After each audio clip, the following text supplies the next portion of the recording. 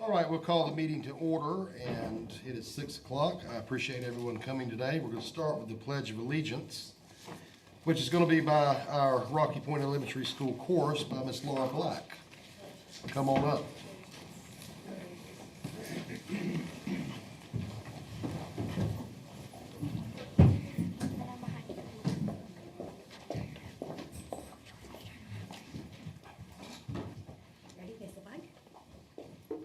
Pledge allegiance to the flag of the United States of America and to the republic for which it stands, one nation, under God, indivisible, with liberty and justice for all. All right, thank you. And they also have a song for us. Go ahead.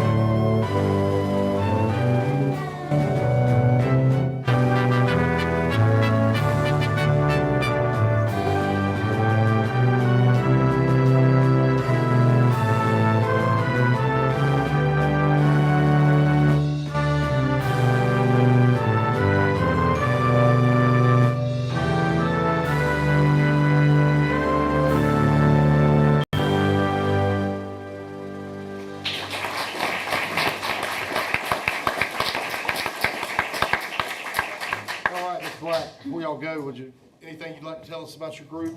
Yes, so this is a group of fifth graders from Rocky Point Elementary. We've been learning a lot about Hispanic Heritage Month, which runs from September 15th to October 15th. And so the students have been working on a lot of songs from different cultures and different countries. And so we have a bilingual song to present to you tonight based on a poem called Música es Vida. All right, ready, Eileen?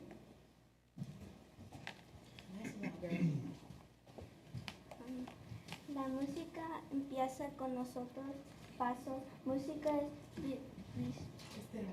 inspiración. Música es el sonido de una palabra. Música es el latido del corazón. Música es circular en el aire. Música es vida. Music begins with our steps. Music is breath. Music is the sound of a word. Music is the beat of a heart. Music circulates in the air. Music is life. Guys ready?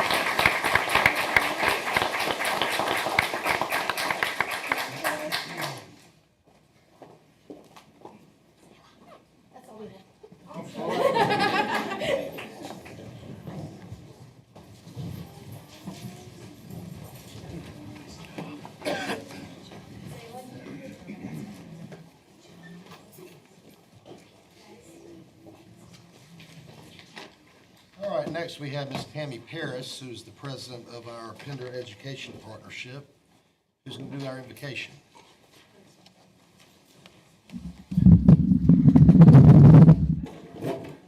Tammy, would you, before you do it, would you tell us about PEP? Sure. For those that don't know, and tell us what else you're involved in with the All church. right. And so Oh, sure. Yeah, no problem. Hi. Pender Education Partnership is a nonprofit 501c3 organization that was established in 2015. Our main mission statement, honestly, is to raise as much money as we can to support scholarships for high school seniors at our 5 high schools in Pender County, as well as $500 mini grants for our educators that are in need of class technology, materials, things that the district funds do not cover. And as of last month, we have allocated over $291,000 to Pender County schools since 2015.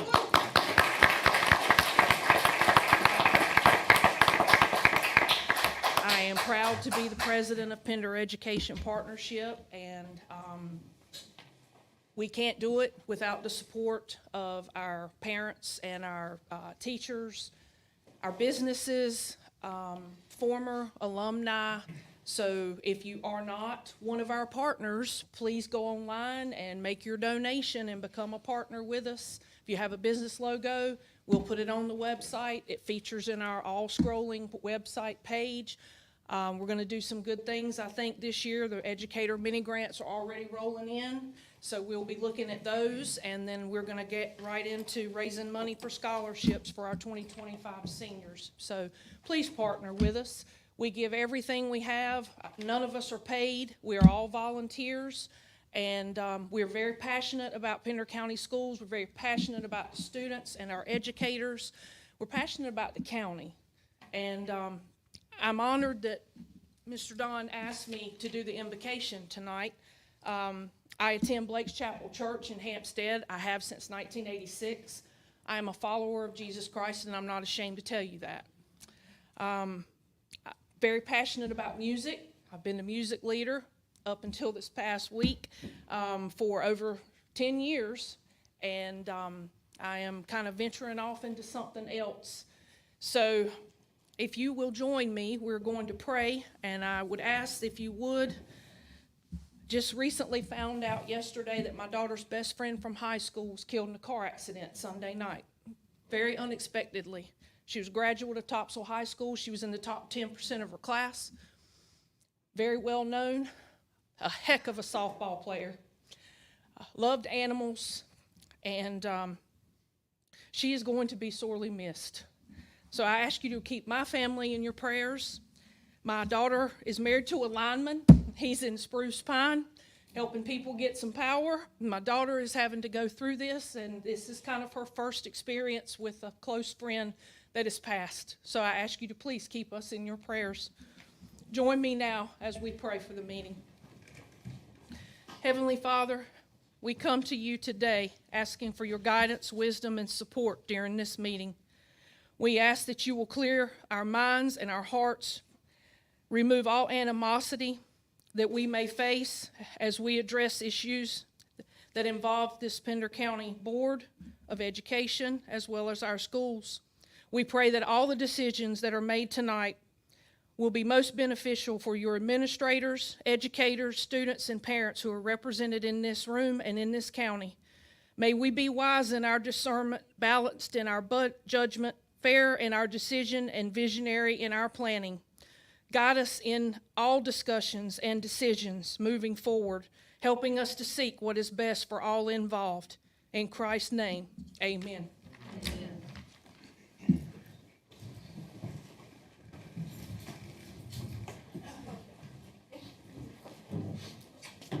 All right, first item is to adopt the agenda. Do we have a motion to do that? Mr. Chair, before we adopt the agenda, I would like to make a motion to add item 7.4 to the information agenda, discussion of agricultural CTE program at Pender High School. Okay, Ms. Burns has made a motion. Do we have a second? Mr. Springer has made a second. All in favor say aye. Aye. And unanimous. Thank you. A motion to approve the agenda as amended, sir. All right. We've got second. All right, all in favor say aye. Aye. All right, unanimous. Thank you. And 5.1, recognitions. Start with those. Yes, sir. We have a few of those tonight, so I'll call up, if I could right now, Leanne Radabaugh, our Director of Student Services.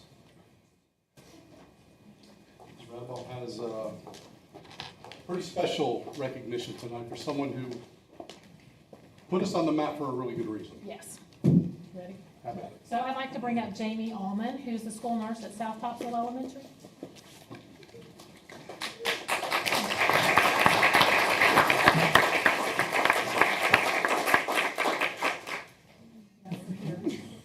And I don't normally read things, but this is medical, and I want to make sure that I get all the things correct there. Her emotional support human. There you go. So in addition to all the things that Jamie does every day to support the students and the staff and the principal at South Topsail Elementary, this year she worked with Project Adam affiliates in North Carolina to get all 19 of our schools certified as heart safe. We're one of 2 districts across the state who has that designation. What that means is Jamie wrote cardiac emergency plans for every school. She assisted the nurses to identify and train cardiac team members, collaborated with the school's administration to schedule school-wide drills that she personally facilitated all 19 during our work days. Because of her work, our children and our staffs are safer, but so is our wider community, because the people, the first responders that she trained at our schools now can be more confident to assist in public if an emergency should arise. And I will say that 2 weeks after South Topsail got certified, we had a staff member who had a cardiac emergency in the building, and they were able to handle it confidently until EMS got there, and that staff member is doing just great today. So we really appreciate all of Jamie's efforts.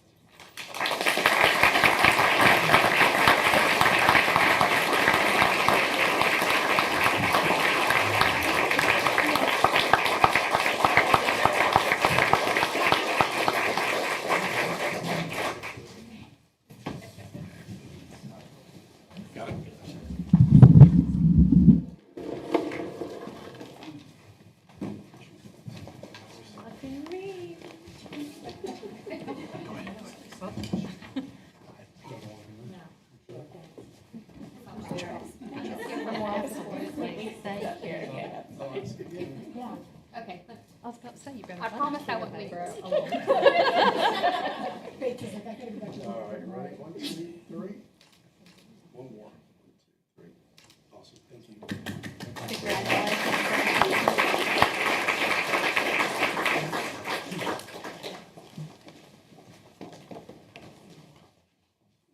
So next I'm going to have Lindsay Paquette come up, if I could. Ms. Paquette's one of our BT coaches. BT, I've learned in my 3 years of being here, stands for Beginning Teachers, one of the many acronyms that we have. And she has a very special recognition for one of our teachers this year.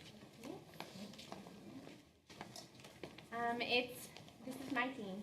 They're with me tonight. This is Lisa Godwin and Chase Parker Morgan. We're the 3 BT coaches for the county. And it is my honor, thank you. You have a better one. They'll go together, it's fine, she can frame this one.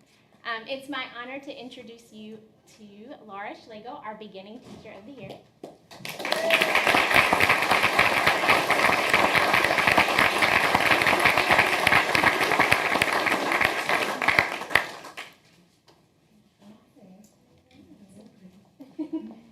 Laura is a testament to her teaching philosophy, where she acts it out every day. She empowers her students to advocate for their own learning inside and outside of the classroom. And there's a long list of examples, but I'll share one.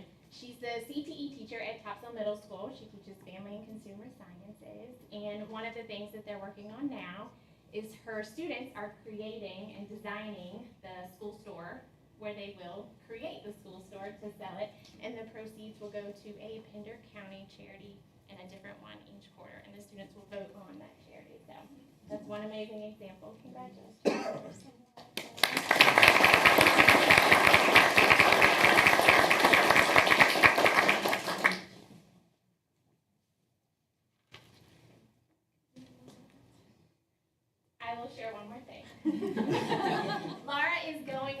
represent the state as beginning teacher of the year. So she's going through that process to hopefully win it for the state as well.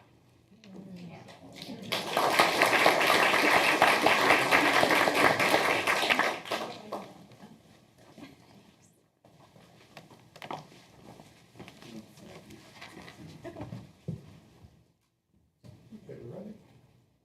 1, 2, 3. Awesome.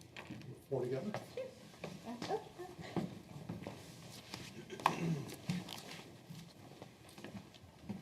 Ready? 1, 2, 3. Awesome. Thank you. Congratulations. And we'll wrap it up. We'll have Kendi Walker come up. Walker is our EC director, and she will recognize 2, 4, 6 different individuals tonight. Those individuals?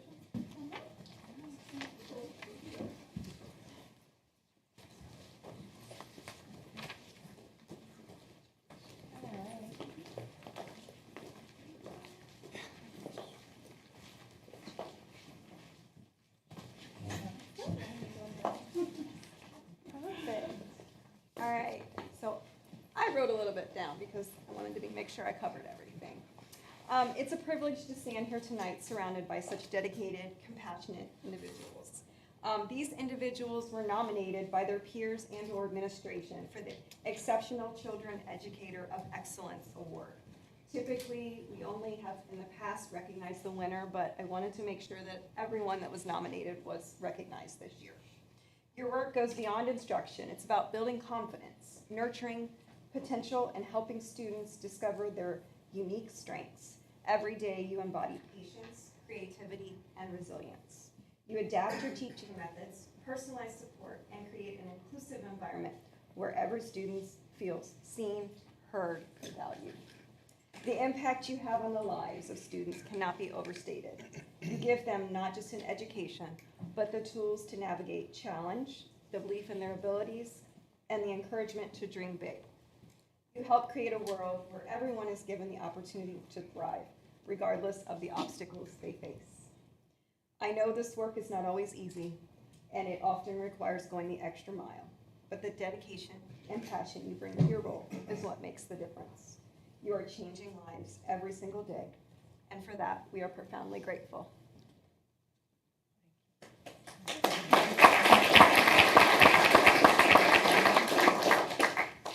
Andrea Gingrich, Jennifer Federonka, Michelle Rapp, Mary Geary, and Sally Ford. And Mary here is our actual winner. She's going to be going to the conference with us.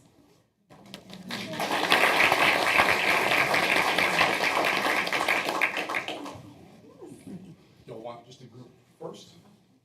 Yeah, sure. Come on. Back row just shift a little bit. My OCD kicks in. Okay, ready? 1, 2, 3. Okay, now get the board behind you.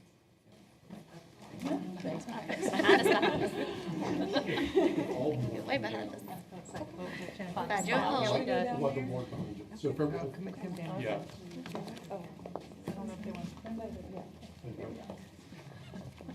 There you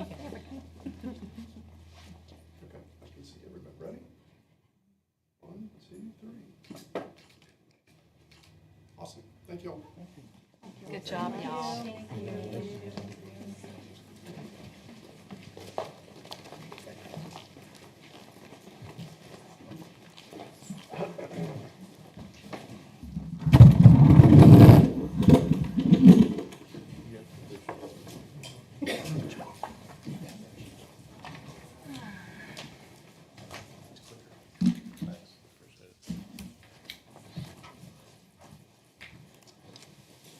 All right, we're down to public comments.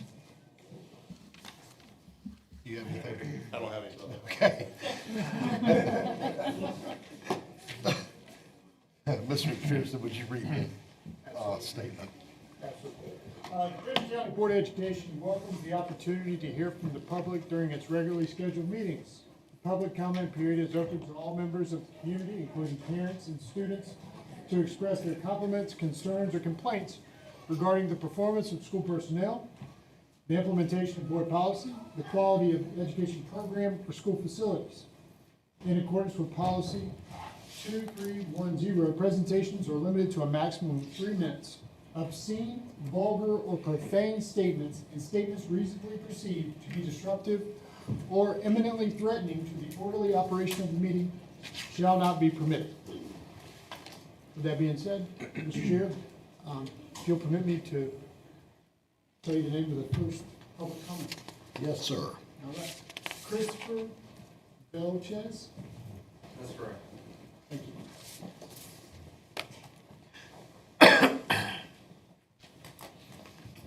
Mr. Chairman, Vice Chairman, and members of the board, thank you for granting me the opportunity to speak today. So I stand before you to advocate for an amendment to Board Policy 4318, allowing students to wear smartwatches during school hours when they're not taking quizzes or tests. Now, some might argue that these devices could be a source of distraction and a potential tool for cheating. These are valid concerns, but I believe that they are surmountable and should be weighed against the significant benefits of allowing students to wear smartwatches. Firstly, the concern of distraction. The truth is, technology is already deeply embedded in our everyday lives. Smartwatches, like smartphones, can be regulated during school hours to minimize their potential as distractions. By putting smartwatches on silent or adjusting notifications, students can ensure their focus remains on education. These devices can be utilized responsibly without disrupting the learning environment. Additionally, teachers will require students to make sure their watches are on silent. When it comes to cheating, we can apply the same rules we already have in place for smartphones. No phones out during tests or quizzes. The same can be done with smartwatches.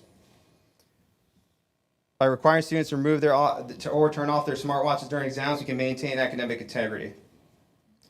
In an increasingly unpredictable world, parents find comfort in knowing that they can track their children's whereabouts. Smartwatches provide a real-time location service that can be invaluable in emergencies, offering peace of mind to both parents and school administrators. It's a safety net that, with proper use, significantly contributes to the well-being of our students. Emergencies are unpredictable, and quick communication can be crucial. Smartwatches can serve as a direct line of contact between students and their parents or guardians, whether it's a fire, a security threat, or any other type of emergency. The ability for a student to quickly reach out to their parents or emergency services can make a substantial difference. Unfortunately, kidnapping and missing children are grim realities that we must consider. With GPS functionality, smartwatches act as a deterrent and a tool for locating missing children swiftly. When every second counts, the ability to trace the child's last known location is invaluable.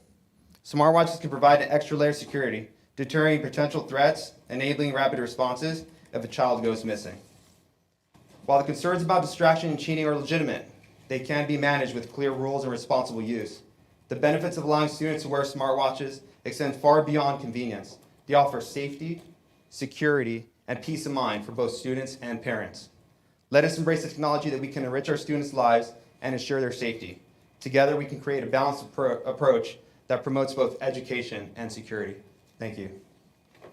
Thank you. I just stay for any questions or comments. Thank you. Next up, Rochelle Whiteside.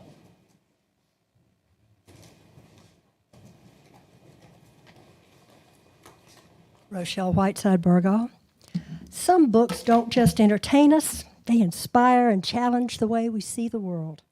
If our children's knowledge is confined to the small world right around them, how will they know about the suffering and injustice inflicted on others? I remember when my son's English class was assigned to read Native Son. He told me it was a tough book to read because it was so dark. I started to go to his teacher and ask why students were assigned to read such dark material. But I thought maybe I should read it myself first, before I made my objections. The book is about a young black man living in poverty in the 1930s who accidentally kills a white woman at a time when racism is at its peak, and he pays the price. I did not have this book on my bookshelf at the time. I do now.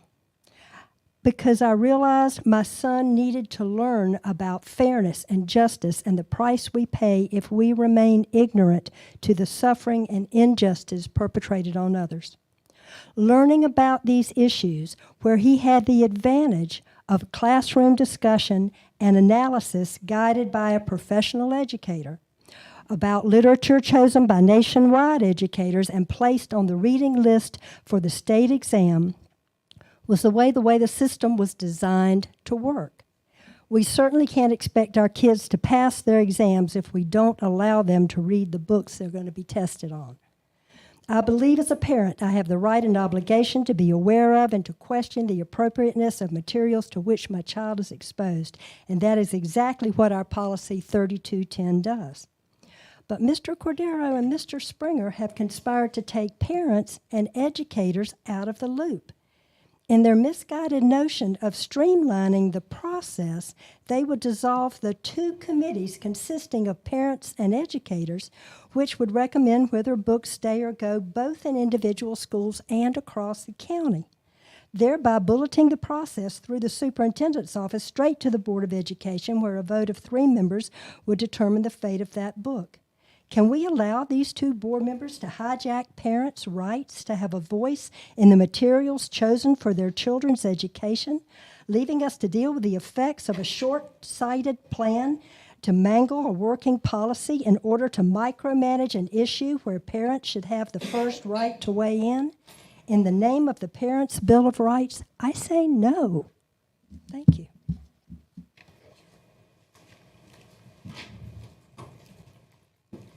Next up, Carrie Burton, and if I butchered that, I'm very sorry. First off, y'all have done amazing past since COVID. I mean, that's really when I started following everything, and y'all navigated that better than anybody else around. So that's awesome. I'm also here about 4318. I'm not as well prepared as he was, but I do believe my kids both have watches. They're 10 and 6. And during school hours, they're completely on school mode. There's no outside cell service coming in. They can't even access cameras, calculators, nothing. But if they need to get in touch with me, like having to remove the school stuff with the buses or an emergency, they can. They get in touch with me and I can get in touch with them. And I think that's very crucial. Like you said, the tracking, the location is huge. Every day at 7:30, the phones go on school mode. Every day at 2:30, they come off school mode. My son calls me as soon as he gets off the bus. I think they should be treated different than cell phones in the aspect that they're not really fun. They can be a distraction, but I've taught our kids not to use them. They don't use. I can count on my hands how many times they've contacted me. My son's in 4th grade. He's had one since day one. Up until the end of last year, it wasn't an issue. But all of a sudden, I'd get it. Nobody was really mean about it. It hadn't been taken away. But the threat of it being taken away has caused me to be here, to just voice. And ironically, my wife does hair, and she had a school shooting survivor in her chair today, who happened a month to the day after Columbine. And she said that when they came and started shooting, she heard the word run, and they left. So if the phone was in the book bag or the watch was in the book bag, they didn't have it. They didn't have it for hours. And heaven forbid something like that happens, but at least we would be able to say, our kid's in the woods hiding and not waiting for a deputy to call us and say, your kid's okay. I think there's a good way to navigate the watches. Essentially, it is just a watch. It can't do anything if it's in the right mode and on silent. And gives me, as a parent, peace of mind that wouldn't be there if they didn't have the watch. That's what I have to say. Thank y'all so much. Thank you. Next up, Philip J. Stevens. I'm gonna pass. Okay. Heidi Mysick.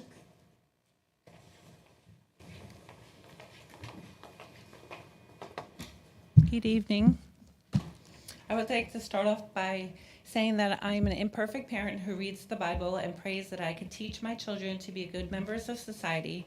Reading the Bible has given me a new perspective on life, and I've realized just how important what our children read is. This book right here, Forever, was determined by one of the book committees to be kept in collection.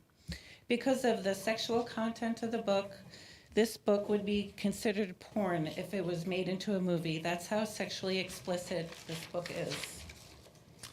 I think we can teach our children about peer pressure without them being exposed to this sort of content. Why are we allowing our children to read curse words and sexual content if they wouldn't otherwise be allowed to read it right here in this board meeting, classroom, or at home? Why are we purchasing books that our children wouldn't otherwise be allowed to read out loud here in this boardroom, meeting, classroom, or at home? I would like my tax dollars to go towards books without curse words or any sexual content in them. And any books that have any inappropriate content should be removed from the school library. Thank you for your time and service to our community. And I would like to read Proverbs 22:9, which says, "Train up a child in a way he should go, and when he is old, he will not depart from it." Thank you. Thank you.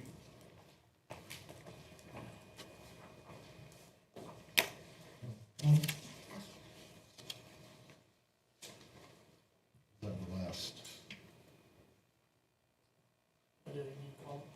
No comments. All right, thank you. All right, next item is information agenda 7.1, and that's Dr. Sawyer, and I think that Mr. Taylor is going to fill in for that. Dr. Sawyer was unable to attend tonight. I can get Dr. just to provide some support as needed. In your packet, there is a pretty extensive PowerPoint. I'll try not to read every slide to you. We'll try to hit kind of the major points of each one as we go through. Basically, the agenda for the day for the PowerPoint is listed up there. We'll go through the process, the data that we used, our goals, and how we plan to measure those goals, and also next steps. So when you look at the process, if you're familiar with something called the Plan, Do, Study, Act model, it's a cyclical model in which we plan something out, we measure it, we do the activity we want to actually measure, we measure that, and then cyclically come back to a new plan based on that. So we started the process in the fall of 23. We finished that up in the spring of 24.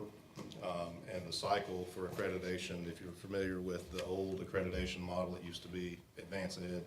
Cogni is now the accreditation vehicle for our school district. I won't read these to you, but these are the mission and vision that currently stand from our work with the accreditation process. I think it's really important to know that, you know, classrooms to careers can mean a lot of different things. It could mean military, it could mean the workforce, it could mean four-year college, two-year college, trade school, etc. But our goal is to prepare those individuals for that next step. The data that we use for our components really try to use what's called the explanatory sequential model, which means that we took, the pointer actually works, we took data that was basically numbers, quantitative data. We also took survey numbers, things of that nature, that was focus group activities, things of that nature, to gain additional insight into that. So in other words, here's a set of data. What does this data tell us? And what are we missing from that data that we can get from other sources?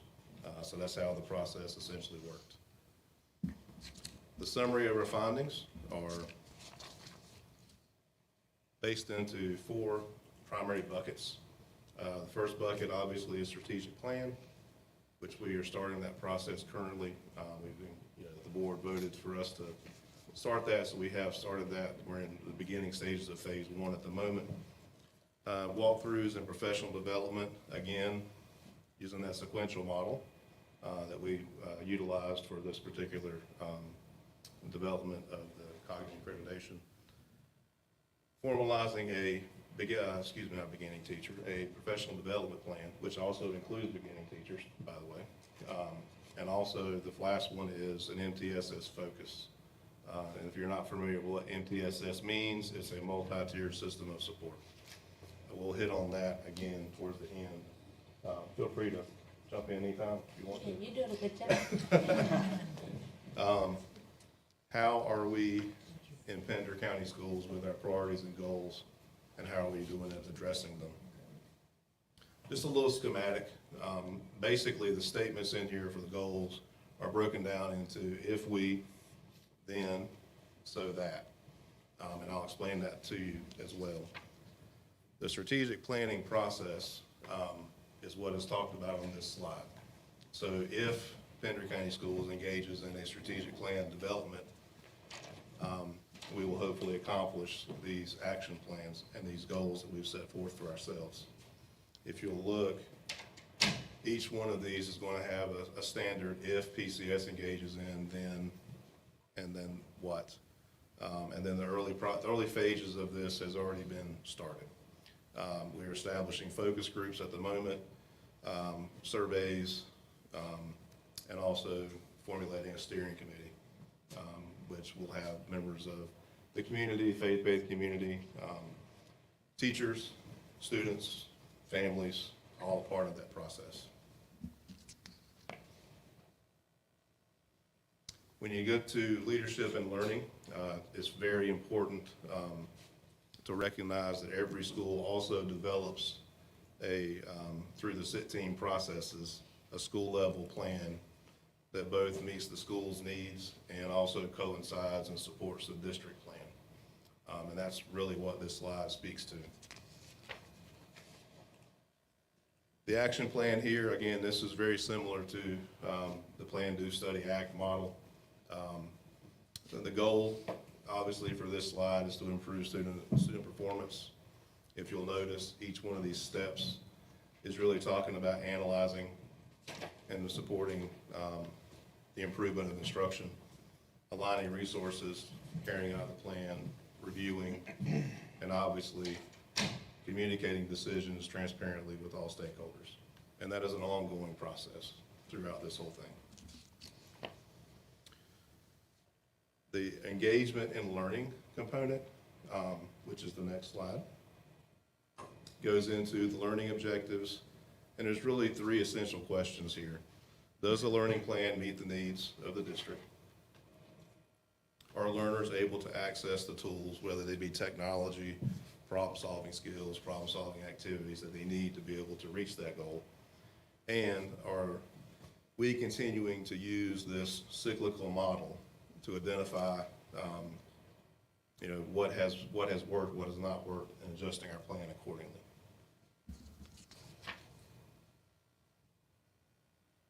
This slide really speaks to the specific academic goals that we have. Again, laid out in a set of three. Curriculum adoption, which was a monumental undertaking. You mind describing about the adoption procedures that we used to the district? Yes, first we look at the state adoption cycle, and then from there, what we do is include all stakeholders, including parents, community members, our teachers first. And with that, we're looking for curriculum that will help our students achieve success, that's aligned to state, that has differentiation for all students. And then from there, we choose as a team, and then we start our cycle of PD and walkthroughs, looking at data, and then just refining that process. So it's continuous improvement. And it's important to know too that just by adopting the curriculum doesn't lead to the results. You have to use it with fidelity and do those walkthrough tools and make sure things are being done the way they should be. Action plan for the engagement of learning goals. Again, there's four main topics here. The first one is PD plan, including 21st century skills, growing leadership from within. That speaks to the AP Academy and some of the other TA to teacher programs that we're doing and things of that nature. Curriculum alignment to state standards, as Dr. Lee mentioned, and resources alignment. This is really, really big when it comes to helping some of our schools that are may have been state designated as low performing. So we allocate additional resources and things to those schools so they can help to come out of that status. And then the last part, just like we talked about with MTSS for our students, MTSS is also core activities and core expectations of our staff. So every staff member would teach not exactly the same thing every single day that every teacher's doing in that particular realm, but they have a plan laid out for them that they also help to develop so they can get to that point to identify what core instructional practices meet the needs of most of our kids, and then to identify supplemental and intensive resources that are needed for students that are unable to access the core line. The growth and learning, again, is cyclical. You can kind of see that theme throughout the presentation. It's a cycle of continuous improvement, data-driven decisions, actions are assessed, for example, adjustments are made, and then continue the cycle from there. And that's where truth growth comes into play, whether we're talking about students or staff and their staff development. Having ownership in that is very important. Again, much like the MTSS process, core instructional practices and providing PD that meets the needs of our staff is ultra important. And you mind talking a little bit about what you guys are developing for the PD plan? So for the PD plan, what we're doing is collecting both quantitative and qualitative data. And from there, we're looking at it and we're seeing areas of improvement as well as what we're doing well in. And when we implement a PD plan, we try to cover all subgroups of students. Sometimes it may be the BT coaches that have to provide some of the PD. It may be our ELA specialists. It may be our students with disabilities. So we bring in our EC Exceptional Children's Team. But based on that, we create a continuous plan for improvement. And this data does change frequently. So sometimes we have to update that PD process, even though we lay it out for the year. Sometimes we have to go back and say, okay, these subgroups of students at this grade level is falling a little bit below, so we need something to plug in there. And we don't need, not always just look at academics, we also look at behavior trends, and we look at attendance trends as well. So that means that we may have to bring Ms. Redabar and her team in to ramp up like some PBIS. So it's not just the academics, it's the attendance and also the behavior, both for our students and our staff. But sometimes it's our staff who needs, the PD to help carry out the mission for our students. And she really, it's continuous. Dr. Lee really hit on something important. It's the triangulation of data when you look through processes like this. If you just look at a test score, you may not capture everything that you need to be able to capture to help make decisions to better the educational process. So how are we going to measure these goals? This is a pretty extensive chart. I won't read everything to you. It's divided into 3 columns. The first one is action. Action matches up with the major buckets that we mentioned earlier in the presentation. So you can see instructional framework, professional learning plan, alignment of resources, allocation of resources, that's all part of that as well. That deliverable section are the tangibles, the tangible items that we're producing, kind of like the curriculum framework, the strategic plan process and document that we're creating at the moment. And then the measures are how we plan to assess our successes. It could be stakeholder participation, could be academic improvement, all things really center around the academic improvement of the district and the students that we serve and families. The last slide actually, before the question slide, is what are our next steps in Pender County Schools? Again, these are the 4 steps we mentioned earlier. sorry about the typo. It should be 1, 2, 3, and 4 instead of 1, 1, 2, 3. Although everything seems to match together. Anyway, so continue to analyze the data trends that we have, and like Dr. Lee said, triangulating that stuff, using quantitative and qualitative data. So it's not just, I fear that if we don't use that type of process that we have, a kid is not defined by their test score alone. We can't act that way. We can't have that as what we dictate. But the other things that make that circle around that child makes a lot more sense to be able to add that in as well. Beginning the strategic planning process, again, we've started that now. We'll have our starting focus groups actually this week, and then some more focus groups through the end of October into November. Our first strategic planning committee will meet, I think, week after next, or next week sometime. So we'll start that process as well. We'll continue to keep you guys updated on that. And the final two are sort of self-explanatory. An instructional framework is developed. That's one that the ISD team really took hold of and did a phenomenal job. Really lays out kind of the blueprint of what instruction looks like in Pender County schools. And then obviously continue to develop that professional learning plan for all stakeholders. Any questions about the plan, or the accreditation, I should say, not the plan? The accreditation is good for 5 years, if I didn't mention that. So, any questions for Dr. Lee? She's going to have to answer all the questions. No? Thank you, guys. One quick question. Have any of so this is a framework for what we're about to undertake? There's two separate things, Phil, Mr. Dutton. You're good. This is the accreditation process that we went through. Right. So we are now accredited by Cognia as an accredited institution of learning.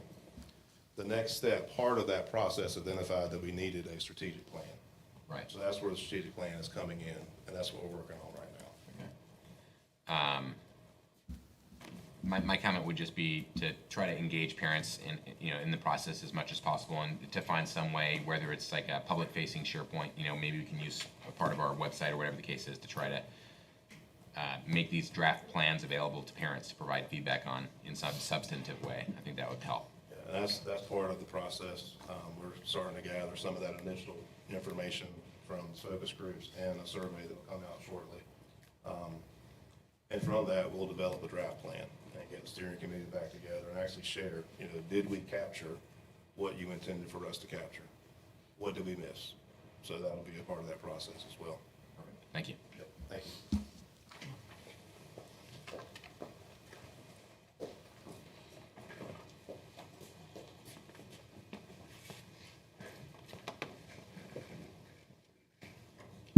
You have policy 6140, right? Yes, sir. All right. Good evening, ladies and gentlemen of the board. Bring before you this afternoon or this evening the policy 6140 student wellness policy for first read.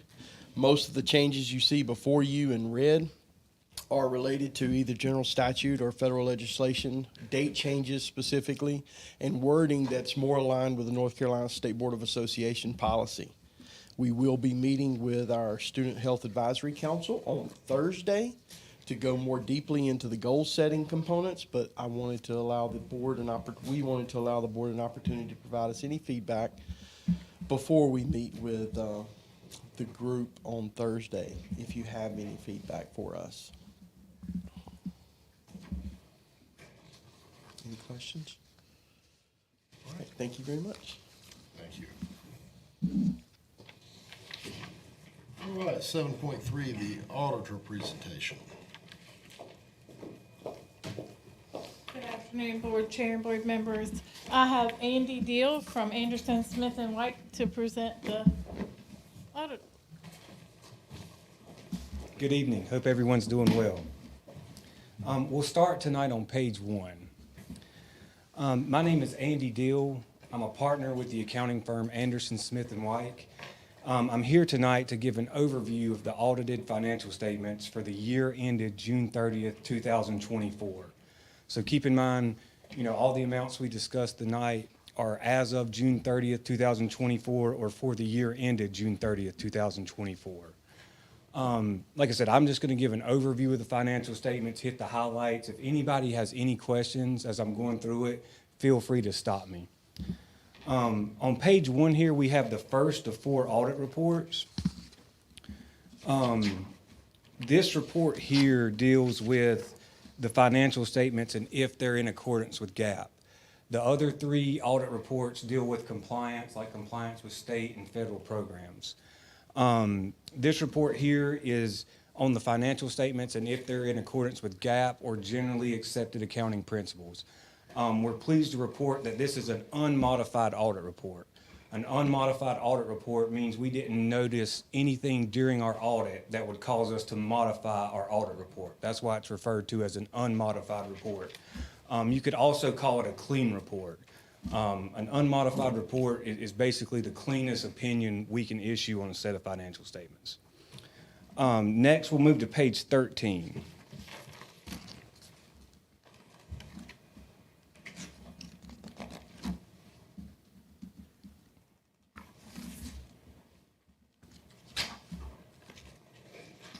Okay, on page 13 here, we have the balance sheet for the governmental funds.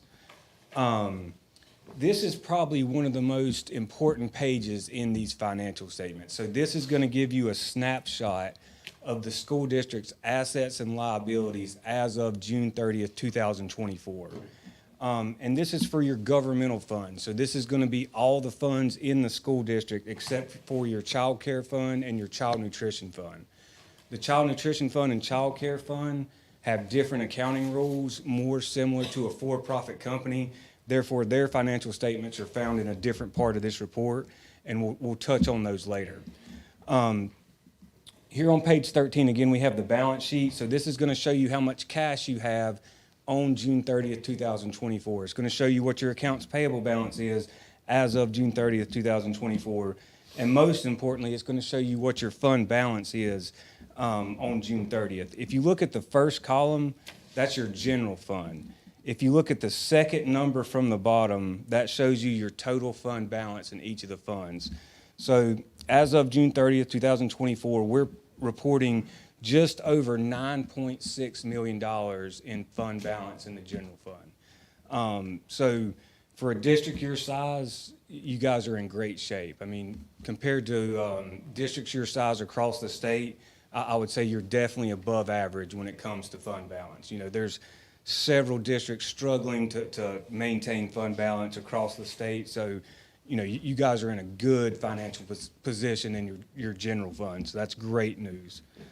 9.7 million is a lot of money. It seems like a lot, and we'll talk about why you want to try to preserve that money because wages are going up, costs are going up, retirement costs are going up, so you're going to need that fund balance. If you turn over to page 15, we have the statement of revenues, expenditures, and changes in fund balance for your governmental funds.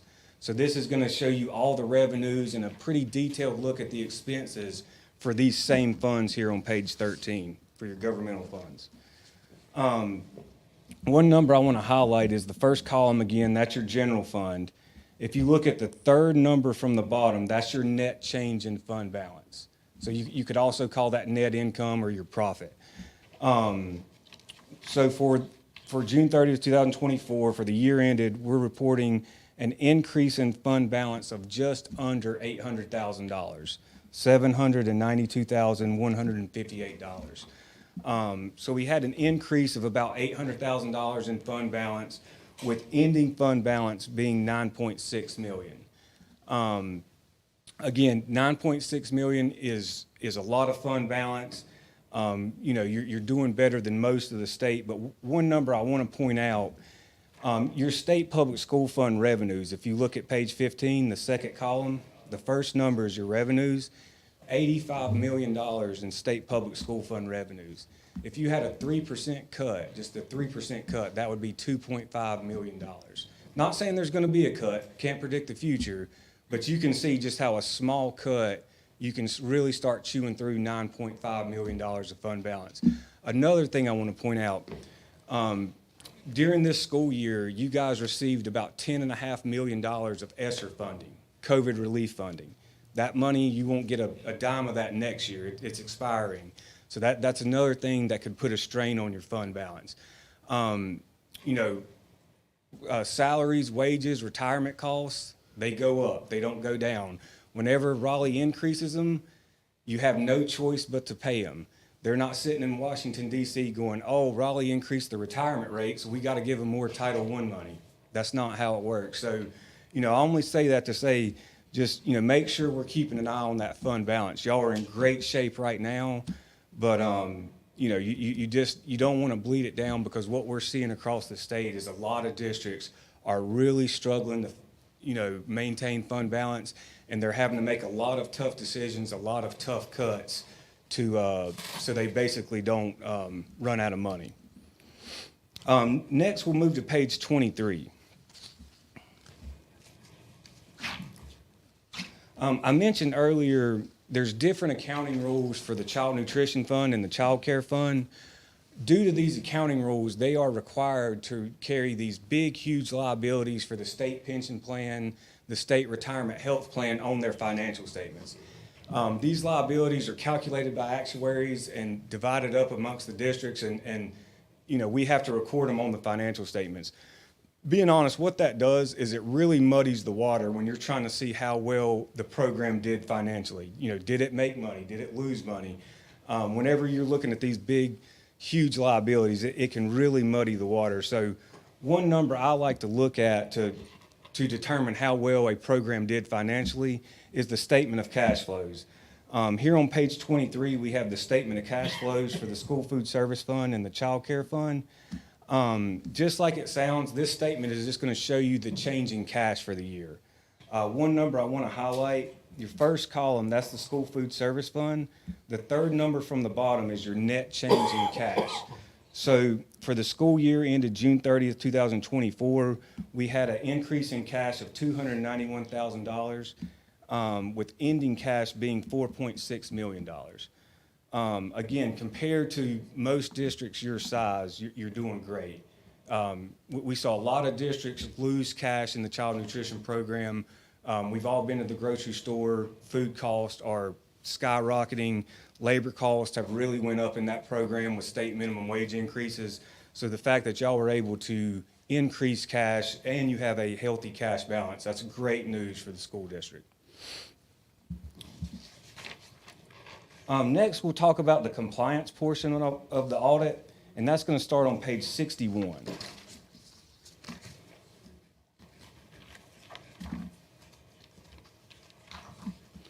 Okay, on page 61 here, we have 3 audit reports on compliance.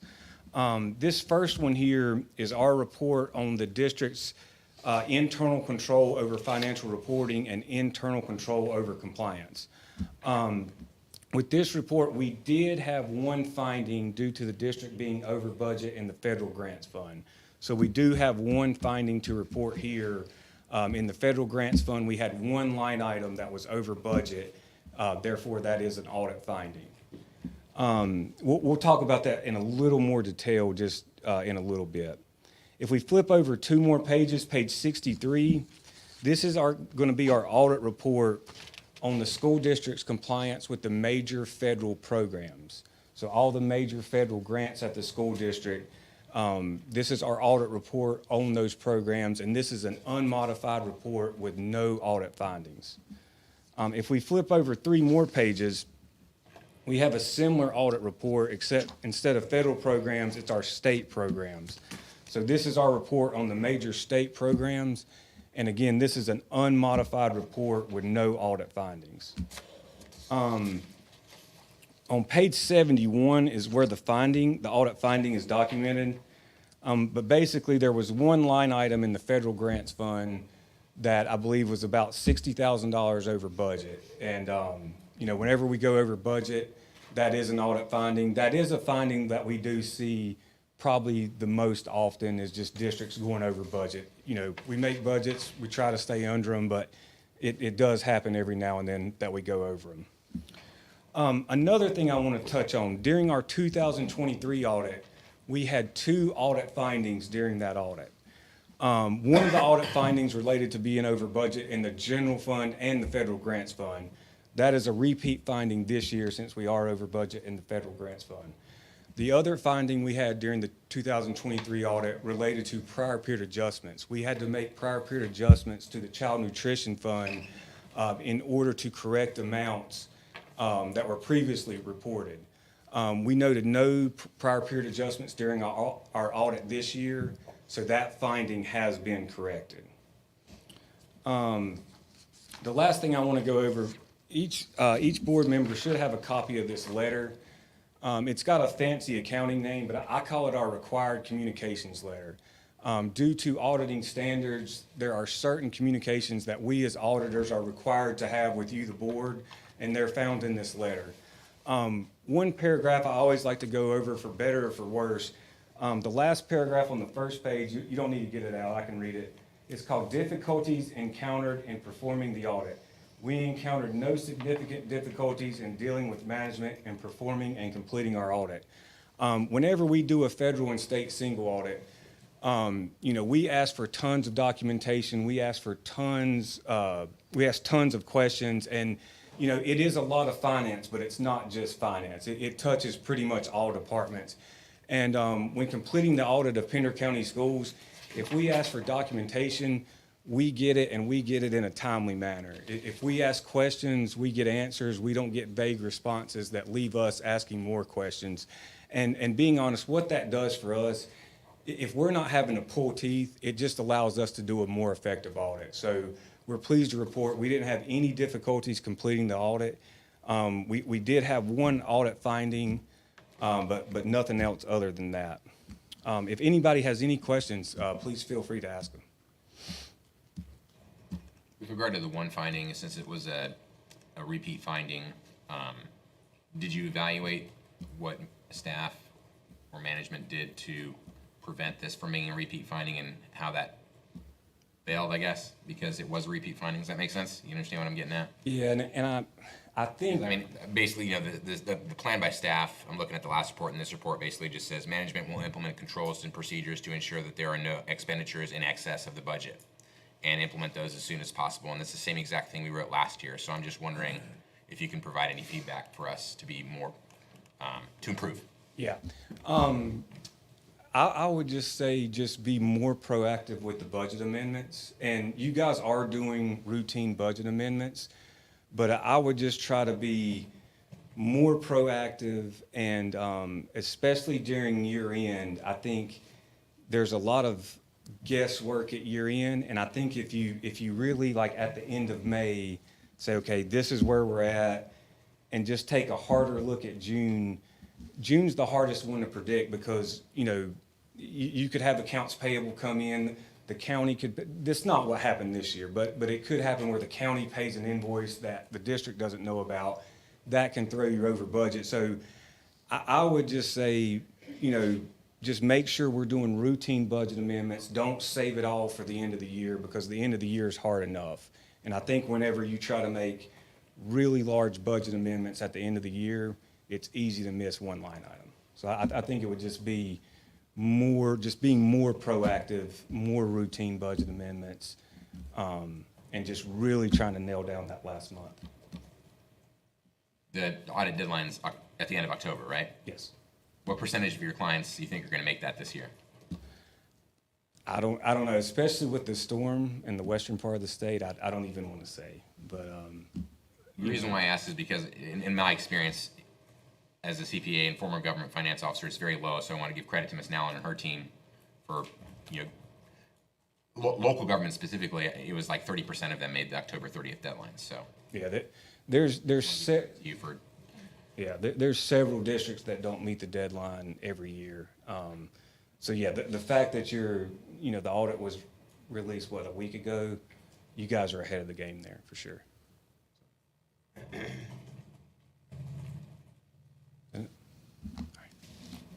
Have a good evening. Thank you. All right, item 7.4 is the ag program at Pender High School. Good evening, board chair, members of the board. It's always a pleasure to be before you to get to talk about our excellent CTE programs. I prepared about 3 hours of content for you tonight. You want to go back, we need at least 4. We need 4 hours. Yeah, 4. All right. No, we're not gonna go that deep. But I heard there were some questions about our ag program and some of the grant funding that we got to go along with it. Some of the questions might be out of my scope. So I brought in our expert ag teacher, Mr. Herron, from Pender High School. Does an amazing job, excellent teacher. And so, Mr. Herron, I'll let you tell them all about it. Well, I put together a packet for y'all so you can see what I'm looking at. Okay. Thank you. All right.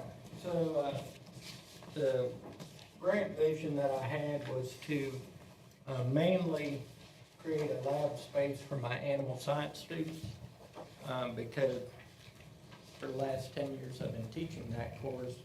I've been using off-site locations. So the main part of it was to create a lab space where I can actually get animals on campus. So the biggest part of the grant was the metal building for the livestock. And since the grant was $100,000, I was like, how can I benefit both my animal science program and ag mechanics? So that's where the tractor come in. One of the certifications my students can get is a tractor operation certification, and that's where that tractor comes in. So that was more or less my vision for that grant. Does anybody have any specific questions? Have you got any of the grant money left? I haven't spent any of it to date yet, that I've been approved for. I mean, is it gonna eat it all up? Yeah, it'll use it up. I got $99,161 and some change. So between the tractor, the building, the electricity and exhaust fans for the building, it'll pretty much be all taken up. What kind of animals are you gonna have out there? Oh, currently we have chickens, and they're busy laying eggs, and I'd like to get goats for the kids to raise in the facility. And I'd also, in the future, if kids have their own animals they'd like to raise for a fair project, they can raise them on school campus rather than at home if they don't have the space at home to do that. I think one of the questions last time was, do you have enough funding to get all the implements that you need for the tractor and everything, that all the accessories that would make it most useful for the program? Which is why I asked you, was the money spoken for? Yeah. That's where I was going with that. Currently, yes, I have all the attachments I'll need, as far as working with the animals and, being able to unload some of our heavy equipment that we get in for CT orders off trucks. I'll be able to do that. It comes with cab, four-wheel drive, loader, bucket, bale spear. I'll probably have enough money to get a pallet fork for it too. But outside of that, for right now, if I need any additional equipment, I can potentially borrow from maintenance. They've been pretty good with me, like bush hog need to clean up around campus. Or Gary Lanier has offered help to turn one of our overgrown areas into a pasture for the goats. So currently, yes, I have the equipment I need right now, but going to pursue future grants to get additional equipment to make that happen. Thank you. Okay. Mr. Herron, if you don't, you and I also spoke about the permission slips when I was out there visiting Yeah. you. Would you care to expand to the board or Oh, what sure. you envision, if you don't mind, sir? One of the things that I've been doing a couple times a year with my classes is to take them on a local field trip during class time.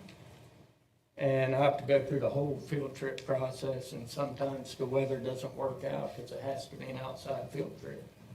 But the question was, is there a possibility that it could be part of the curriculum and have a permission form at the beginning of the semester to send home with the parents to sign? That way, when the weather's right, as long as it's within the curriculum, if we could just go ahead and hop on a bus and go to Lanier's and watch them run cows through the chute, or go to Cardinal Metal Works and walk through the shop, and it'd just be leave during the class period and come back. Like a blanket permission. Yeah. Superintendent, have any feedback on that?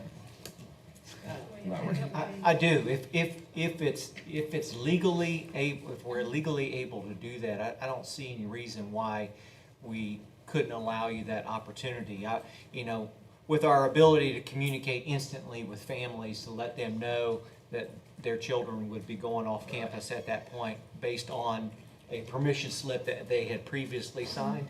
If we can make that work, then we would certainly be able to do that. Mr. McPherson, you want to weigh in on that? Yeah, I mean, I think we can work it out. I think it's all about making sure we communicate with the parents to know where their kids are, but I think as long as mom and dad are okay, Yeah. I I think we'll be fine. We just gotta get the wording right. Could we add that and vote right now, pending legal review? I don't Is necessarily that know possible? I don't know that it needs a vote, but you certainly can.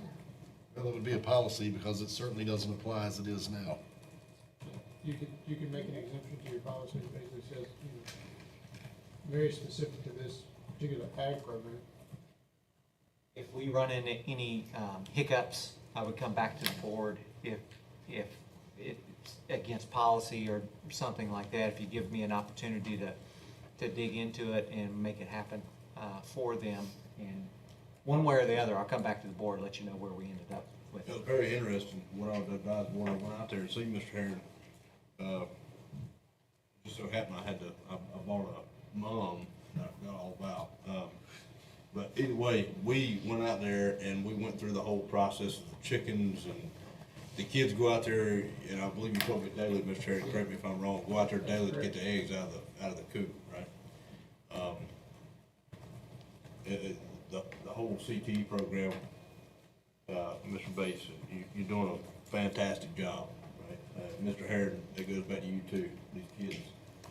It's not every school you can learn or go right behind the schoolhouse to learn about, cows getting vaccinated or whatever Mr. Lanier does, but I'm all about trying to streamline and taking out the bureaucratic process to get these kids, furthering their education versus holding them up. So, thank you for what you do, Mr. Herron, and I'm willing to entertain a streamlined process, Dr. Bridwell. Yes, sir. My only concern is just making sure that we send a message letting parents know that they're gonna be off campus, that's it. Mr. Herring, do you have any field trips planned for the next month? To give them a little bit of time Just to sort this for out? FFA competitions that follow the usual process for field trips. Okay. What's the date on that, Mr. Harrison? We can Our next field trip is gonna be on November 7th to the NC State Beef Unit. And that's for a livestock judging primer for my students. So that when we go to regional livestock judging, they'll be trained up probably a little better than I can train them.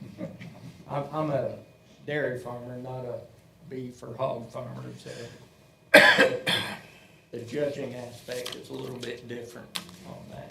Where's this beef unit gonna be on November 7th, sir? It's on NC State campus. NC in State, Raleigh. okay. So you want the blanket type permission slip, you mean for local Yeah, places? just that would be for locals. And Like ones that I've seen before and things like that that happen with a class period? Yeah. Yeah. All right. Yeah. I think the point he's trying to make is we don't want to hold you up if you have something like that you'd like to do. Right. Well, due to inclement weather, Mr. Chair, That way you could change it to be flexible by the Oh, time. this trip is gonna need it. That's right. The kids are gonna need it. You say that is not something that we would have to vote on? No, sir. Well- The regulation that we're talking about is, 3320R. took the words right out of my mouth. I'll make a motion to approve the presentation as requested by staff, and then to add that policy 3320R, school trips, be revised to include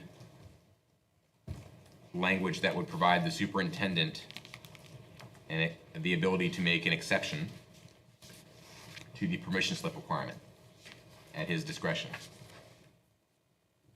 pending legal review.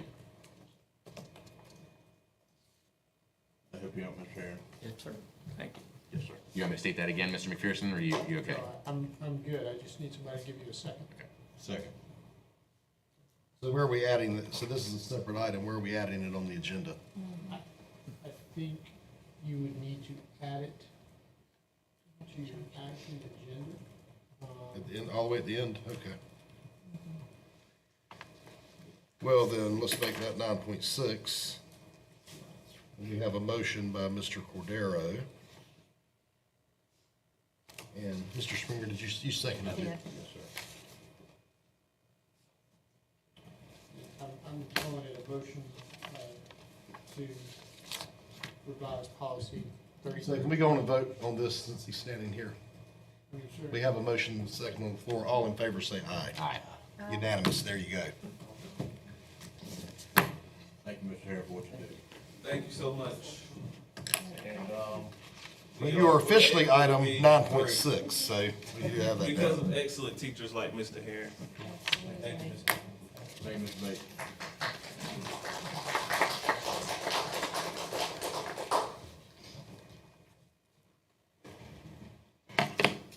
All right, we're at the consent agenda, which is items 8.1 through 8.7. And so the public knows these include 8.1 is board minutes, 8.2 is our Pender County Schools financial report, 8.3 is fuel and electric, 8.4 is attorney expenses, 8.5 is budget amendments, 8.6 is an adaptive teacher contract for Malpas Corner Elementary, and item 8.7 is an EC nurse contract for a particular student. So with that, do we have a motion to approve the consent agenda? I make a motion to approve the consent agenda.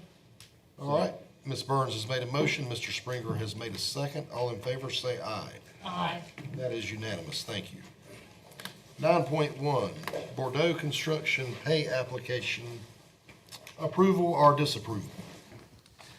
Good evening, Chair, Madam Vice Chair, members of the board, Dr. Breelove. Come before you tonight as a general ongoing thing. We have pay applications or invoices from Bordeaux Construction Company. They total up to $1,747,468.65. These three pay applications are three different things. We have a final bill, pay application number 10, of the design build services that led up to this final GMP. So we are 100% billed on all line items to that. Pay applications number 2 and number 3 are for the periods ending in August 31st and September 30th. So August invoice and a September invoice for the current construction that's ongoing. Those schedule values that are being billed against that is just surcharge labor, surcharge materials, construction testing, and then the ongoing established general conditions and fee. So I ask for, or the staff presents to you these pay applications for approval so we can pass them on to the county for payment. And I'm happy to answer any questions if you have any. What's the percentage on the final drawings? Sir? Are they 100% on the final drawings? Yes, sir. It's been 100% on the final drawings led to that established a GMP number 2 that we have approved.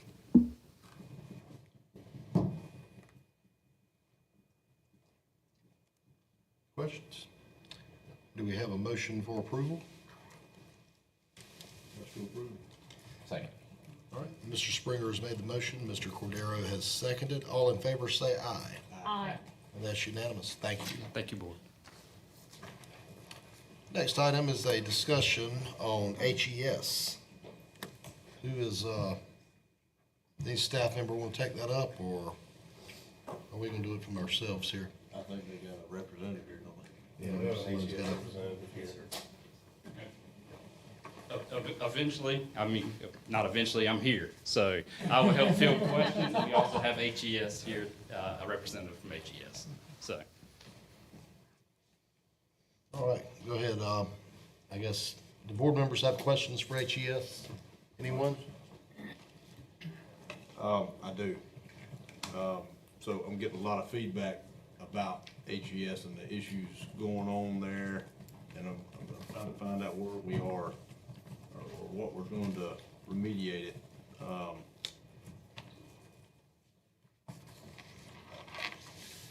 What's going on? I mean, do they not have enough employees? We're getting a lot of complaint emails.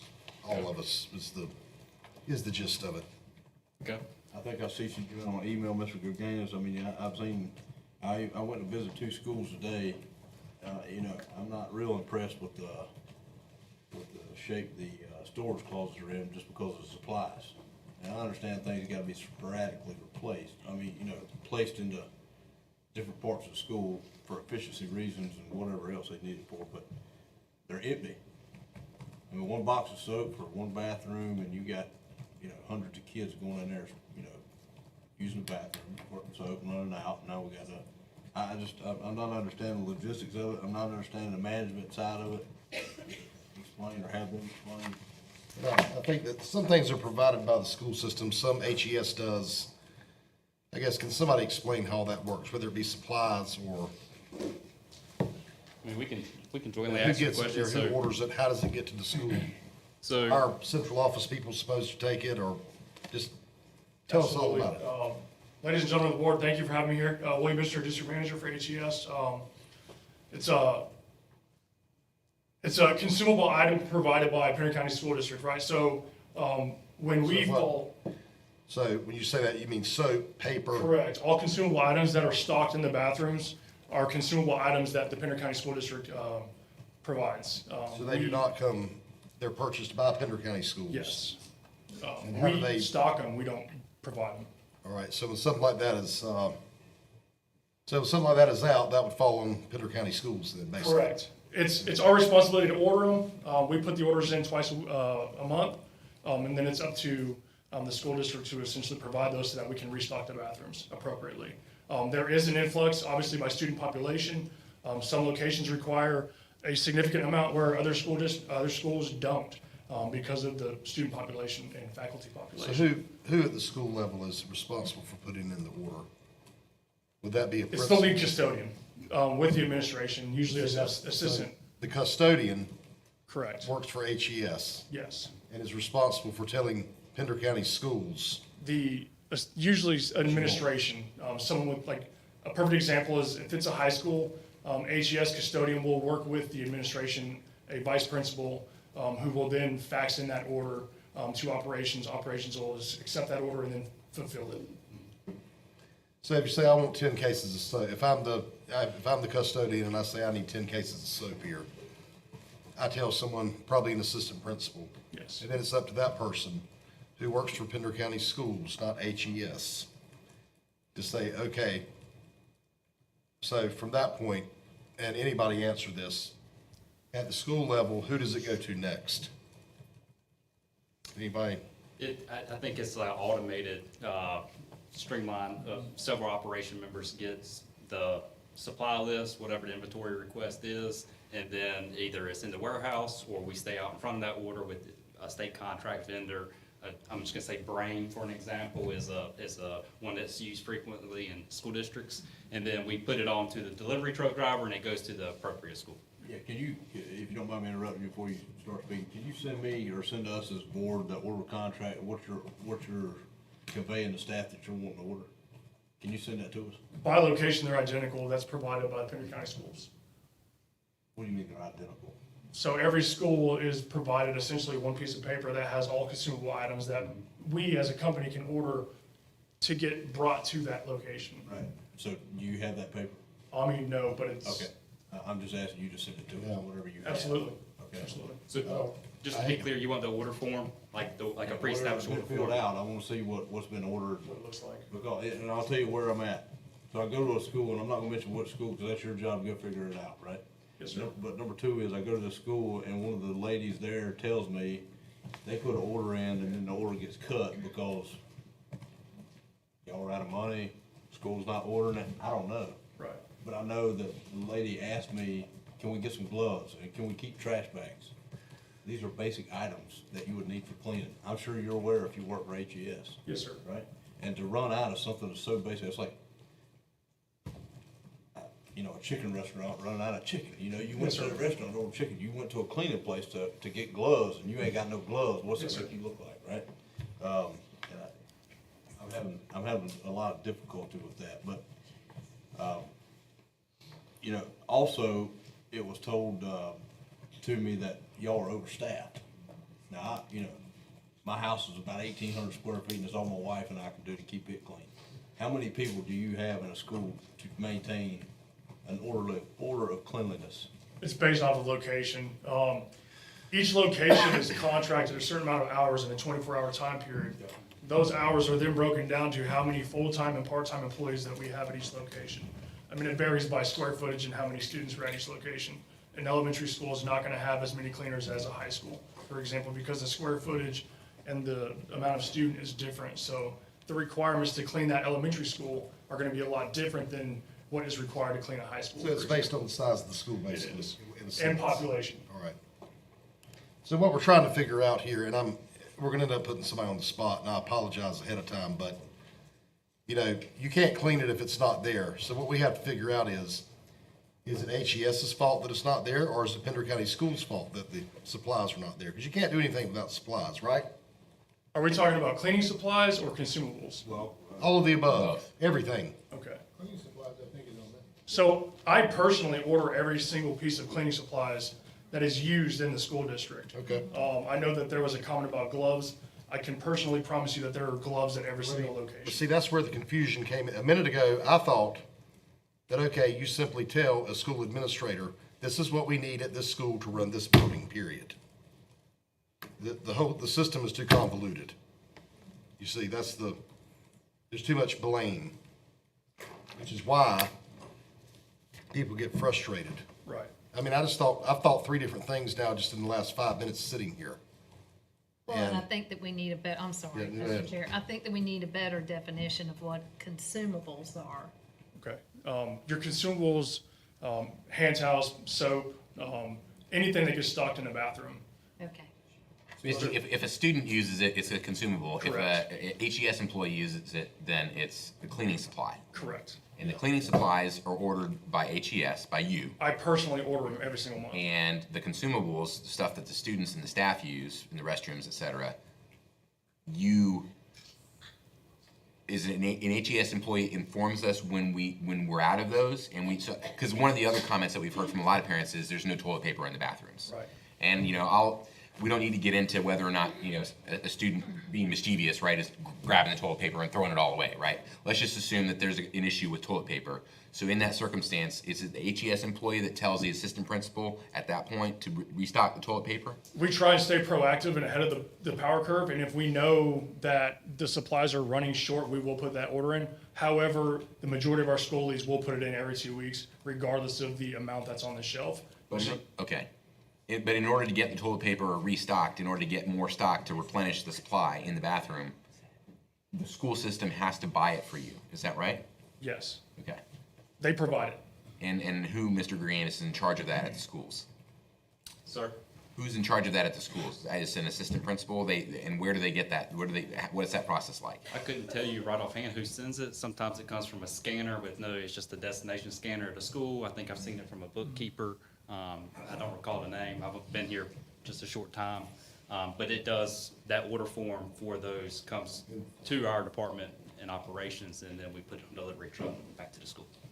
So you have a central warehouse with toilet paper in it? I cannot confirm because I have not laid my eyes on it. Okay. These are all important questions that I had, and I know you're drinking from a fire hose, so please, know that I'm empathetic, and sympathetic to that. But these are all questions that you should know the answers to, and I'm not holding you accountable now because you're new, but you should, I highly encourage you to know the answer, because this is we put it on the agenda because we've received a lot of parent concerns over this. And so I think it's something that, through communication and planning, we can fix. Some of the other questions I have are around systems of accountability. So, for example, a teacher walks into a bathroom and sees it in bad shape. How is that addressed? What system do we have to address that, right? And is it because it was recently dirtied, or is it because the HES employee is not performing the tasks that we're paying that person to perform? I'm not saying it's either one right now, but what I'm asking about is the system. I've also heard from several teachers, I have to empty out my trash every day because my trash doesn't get emptied. That's part of HES's responsibility. So again, my question is, when the teacher is in the position to have to empty their trash every day, what system of accountability do we have in place, or will we put in place, to allow that teacher the ability to communicate that in a way that it's followed up on by management? So I don't know if you can, there was a lot of questions and a lot of conversation, but I don't know, what feedback you might have. We're just trying to figure out the system here, because we hear Absolutely. conflicting stories from everybody. Yeah, absolutely. And I'm here as the operations director, and just to give you an idea, to dive into that, due to recent emails, HES and I have met this week, and we had a good meeting. A lot of the representatives from HES were there. I pulled the contract, the RFP, to try to figure out the why, the what's, the consumables, the supplies, who owns the equipment that gets used. So there's a lot of things that I'm trying to figure out. Sure. And obviously, communication is very key. So that communication, if it needs improvement, of how a teacher identifies something in the bathroom is needed, where does that go? And do they have that communication back to that employee that's within the school system? So, as he said, if a teacher goes in, this bathroom is wrecked or dirty, I'm not talking about out of paper or out of soap. That's a separate issue. Mm-hmm.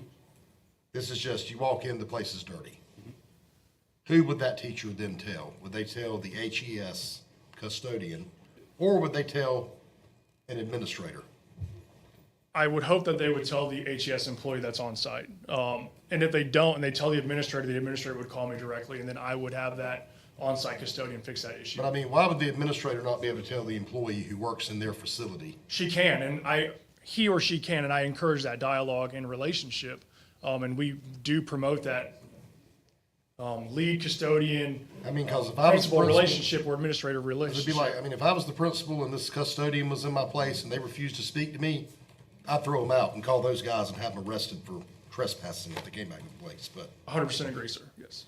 it sounds like in some ways, it sounds like there's too many layers, and then others, there's not enough, is what it seems to me. Does that make sense to?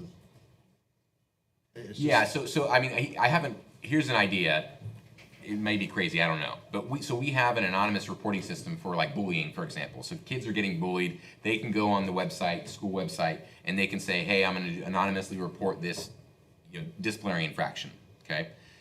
Is it possible can we use that system or a system similar? Because the problem is, right, when the teacher walks into the room and there's no toilet paper, there's other issues, they're not going to go and hunt down the custodian. They have kids to educate, right? They don't have time to do that. But if there is like a QR code or something, if they could bookmark something on their phone, right, and just go there and say, hey, what are the 5 most common issues? No toilet paper, no soap, whatever the case is. They just go to it and they say no soap, right, and they report it, and it goes to someone at HES or maybe someone at the school system. I don't know, whatever makes sense, right? Would that be possible? Does that make any sense? Location's already doing that. They're already doing that. Yes. Every school is already. Not every doing school, but some of the administrators are already doing that. Through Okay, Excel, Mr. Gerganis, I would like you to come back, and I can't direct you to do anything, but with the consensus of the board, I would enjoy you coming back and presenting the details on whatever schools are doing that, and how it's working, how it's not working, and how we can implement it for all of our schools. Is Topsail High School doing this? That is the school that's doing it right now. When did Dr. they start Sasser, doing it? A month ago. Could you come up here? come talk to us. We have a principal in the gallery tonight, Ms. Bates. Wave your hand, we didn't see, I'm sorry. So I will say, and this has been super helpful, it was presented by HES last year. As we were having a lot of turnover with employees and new employees, we wanted to keep documentation of teachers that were doing that very thing, having to empty their own trash, clean their own areas. So we have a notebook that we keep in our office, and in that notebook, they're able to write any type, and it can be anonymous or they can put their room number. We kind of left it up to the teacher's discretion, but they're able to put that information in there. When William comes by or Mr. Jeff comes by, or also regional person, they can read that notebook and they can have that conversation with our head custodian. And then the head custodian and I work together, kind of talk through those processes. Our head custodian is really good about communicating when there's someone going to be out. And then I can tell the teachers, hey, we're not going to get down to like being able to mop today, but if you put your trash can out in the hallway, we'll make sure that it, at least gets picked up. So I feel like we do have a good communication system in that regard. I think the folder has been super helpful. I can spot check it as well to make sure those things are being done. So no, it's not tech through a QR code, but I think just it still kind of serves its purpose, and having that folder up front, and that has been super beneficial for us as well. Good. We didn't mean to put you on the spot. No, I'm You were happy to here, share. so, yeah, absolutely. She was trying to get her. Yeah, I was. Oh, you were? Okay. No, All right. absolutely. Because I do feel that that has been something that has been a great working relationship with myself and HES, and I've seen great kind of turnout from using that process. With that help. Thank you for your Thank you. feedback. Thank you, Ms. Bates. So I'd like to ask, Mr. McGinnis, if you could, also with HES, I would like to see, per the contract, the contract will provide a comprehensive quality control system. Describe your company's program for quality control. If you could please submit that to him so he can forward it to the board. I do it monthly. Okay, all right. Yes, sir. So how often are you in the schools? Every single day, sir. During the day, you're not going in checking the night shift? I am, yes, sir. Okay. And on the weekends, Okay. based on the need of the location. Okay. So I'm also, a while back it was said, let me reiterate, say this, May 9th, 2023, in the board meeting, it was said that y'all were gonna hold yourselves more accountable than you hold your staff, right? Yes, sir. Okay, well, I don't know. May 9th of this month or year? 2023. Were you employed then? I was not. Okay, so I was not employed with HES then. when did you? I was in the United States Marine Corps at that time. Okay, thank you for your service. When did you become? August of 23. August of 23, so September of 2023 you were here? Yes. Okay. So HES also mentioned their janitorial staff at the same school so they can have pride in their work. Is that still the case, or we still have Yes. a high turnover rate? Pender County Schools, in my opinion, cannot achieve the mission and vision of what they want without a clean, safe environment for their faculty, staff, and children. Okay. And that's our primary role as a company that's contracted by the school district. Okay. And we're very in tune to that knowledge, and we do our due diligence in providing that to the best of our ability. There are shortfalls based off of location. Every location is different. And we try and manage that at our level as best as we can without stopping operations, obviously. Okay. Is there a work session coming up in 2 weeks? Committee of the whole? Yep. Yes, sir. Sir, if you could have that reported back to and add that to the agenda, Mr. Taylor, if you don't mind, for, what is it, 15 days from now? Is it 15 days from now, the work session? Maybe, I don't have a calendar. Committee of the whole's on October 29th. Would that give you enough time to get things squared away and report back to the board? Absolutely. I will not personally be here, but one of our managers will be. Is he here tonight? No, he's in Charlotte right now.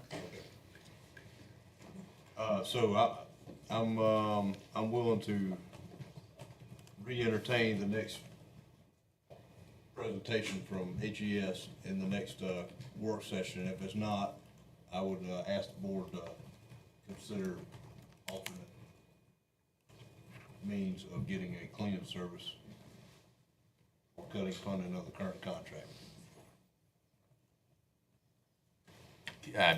Given that the, are you good with that? No, go ahead. Yeah, go ahead. A lot of the issues have taken place at THS. Can you tell us a little bit more about some of the things that you've done to address some of the issues? Yes, Topsail High School? that is our Achilles heel, unfortunately. Just from the sheer population, proximity, and geographical location of that school, it's hard to hire. We've kind of gone through a pretty extensive hiring campaign and raising our dollar amount and actually what we are hiring at to try and bring a better cleaning service to the high school and hire a better product or person that can come in and clean that school. We've had some success. Talking with Dr. Sasser today, we're still going through the process. We're not going to stop. He expects some end results, and I owe him those results, right? It's a part of the process and what we're trying to achieve at that location. He's given us a lot of grace, and we are grateful for that. We know that there's a lot to achieve there, and I feel like we are moving in the right direction as a whole in regards to keeping that schools clean to a satisfactory standard.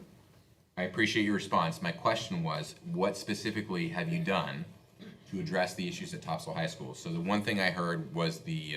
We're increasing the pay rate at that school to bring in a better quality cleaner. What else? We're spending more time there.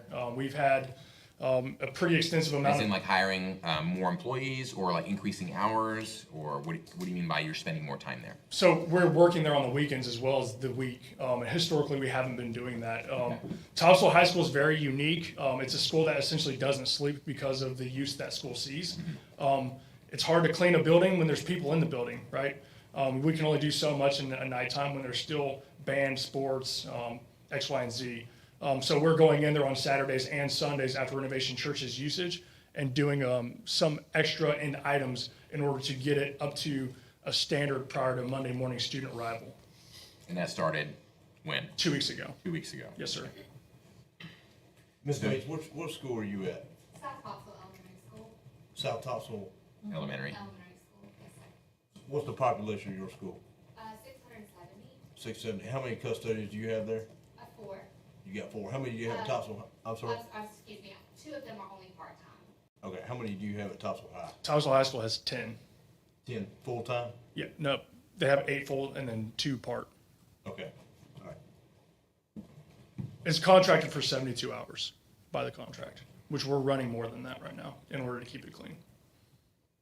On top of 72 working the hours weekends. per- 24-hour time period, I can have 72 hours of employee working in Yeah, that. got it, okay. That's for the contract. What has the school system done to communicate some of the things that have been just said to parents that have these concerns about cleanliness? Well, I have not received any information from a parent about Topsail High School cleanliness. No, I'm sorry. I think maybe you misunderstood my question. What has the school system done to communicate what was just communicated as far as we are increasing pay, we are working on the weekends now, we've implemented this new system where teachers can more accurately or concisely, efficiently communicate with HES staff when there are issues? What have we done to communicate that we are doing all of these things to address parents' concerns to them? I would imagine that would be coming from Dr. Sasser as he's dealing directly with the parents, and that would be his response on what, over the last several weeks, they have done to change the behavior. He needs to put out an all-call or an email or both, just to let them know that something is being worked out here. I think it's what The concept is, right, that nature abhors a vacuum, right? So if we don't communicate with parents that we're doing all of this stuff, they think we're doing nothing. Right. And so we need to be actively communicating with parents that we are trying to do everything humanly possible to address their concerns, and I think our lives will be a lot easier as a result. Well, once again, I'm not aware that you're receiving any emails from parents about the cleanliness. The only email I received was from Mr. Springer on Topsail High School's cleanliness. What I would ask is that those emails would go to Dr. Sasser to allow him a chance to respond, but I will certainly be able to pass along to Dr. Sasser that since he may be getting those emails, I just haven't heard that, but he needs to send out an all-call about what has been done. We've had enough tonight that we had him come. So I'm not criticizing about I just think he needs to put the word out that we're working on this. Yes, sir. Because if not, everyone's gonna think it's gonna be the status quo. Yes, yes. We'll send something out. Well, so what I want to add there, you said there was 10 at Topsail High. When I was over there the other day, I didn't see but 2. Well, they're probably not all at the same time, right? Correct. The school gets cleaned at night, so if you go there at night, that's when the majority of the cleaners are at that location. If you go there during the day, the most you'll see is 3. Okay. I don't have anything else. Thank you very much. It's been very informative. Thank you for your Let me time. ask before you go, I want to make sure everyone's clear, so they know where it comes from. So consumables, that consists of soap, What the students use. yep, toilet paper, paper towels. Am I missing anything? Batteries Batteries, for the hand towel dispensers in the bathrooms, those are electronically, okay. So if it quits working, that's a consumable. yes. Well, let me ask you this. And we can't replace those. The school district has to.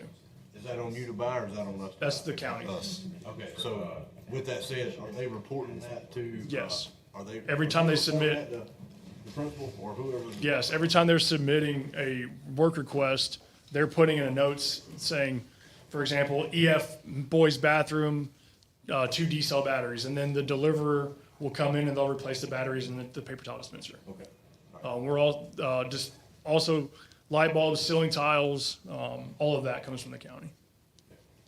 Yep, and it, all right. This is what I was talking about the spot earlier. Would you say, when your people request from our county, meaning the central office, meaning him, Right. are they typically paid attention to, or do things get brushed off? Speak freely, your contract depends on it.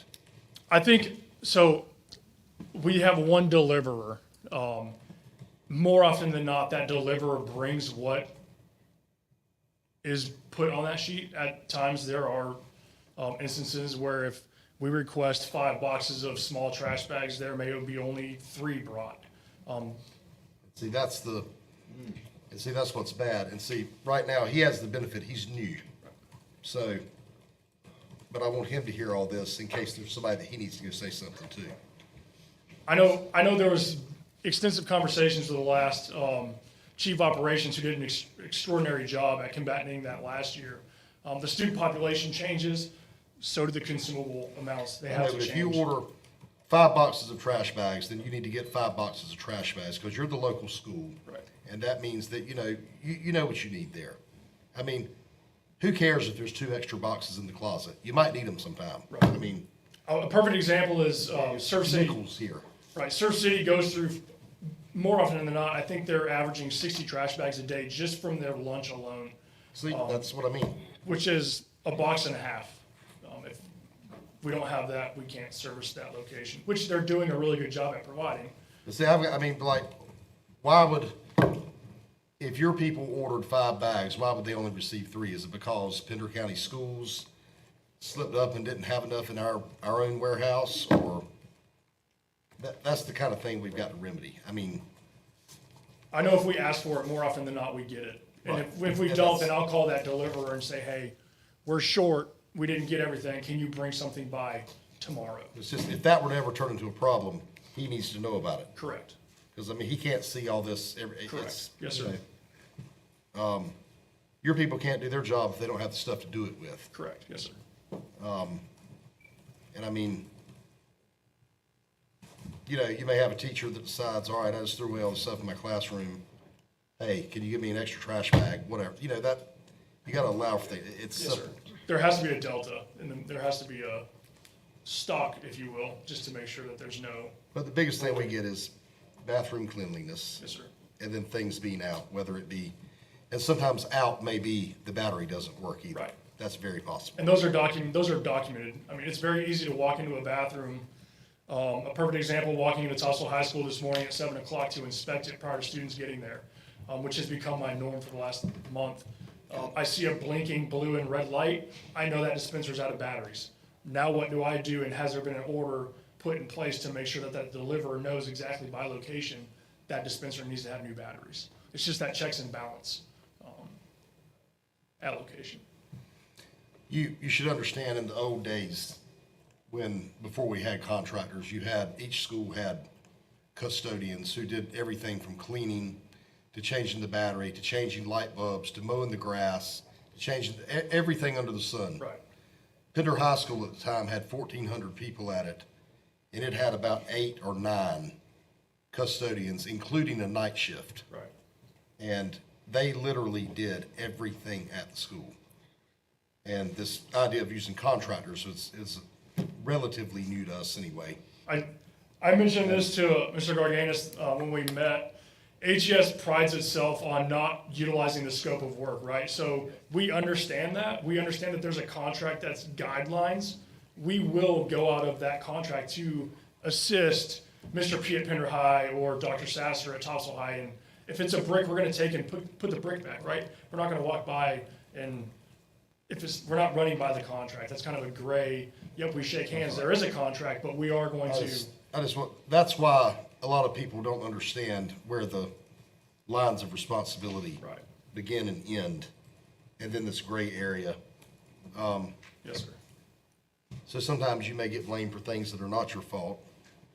Other times it may be the other way around. But I mean, after talking to one of the principals here today, I think it would be worth revisiting them in the 15 days, because one of the principals I spoke with today had asked if it would be possible for them to go outside the school within the limits of a 50-foot area around the school outside to be able to pick up some of the trash, specifically toward the fields or right outside the doors or wherever. And you're talking about picking up bricks. I'm assuming they're outside. Maybe they're a door prop. Yes, sir.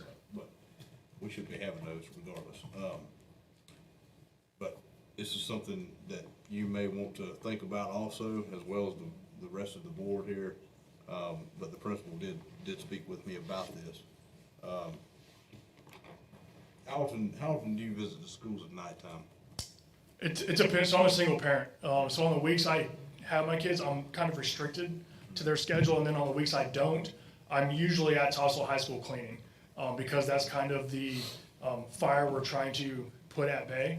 And I have a great dialogue with all of the principals. If they bring a need to me, then I will facilitate that need and put myself in that point of friction. If I can't, then I'll have one of our account managers put themselves in that position.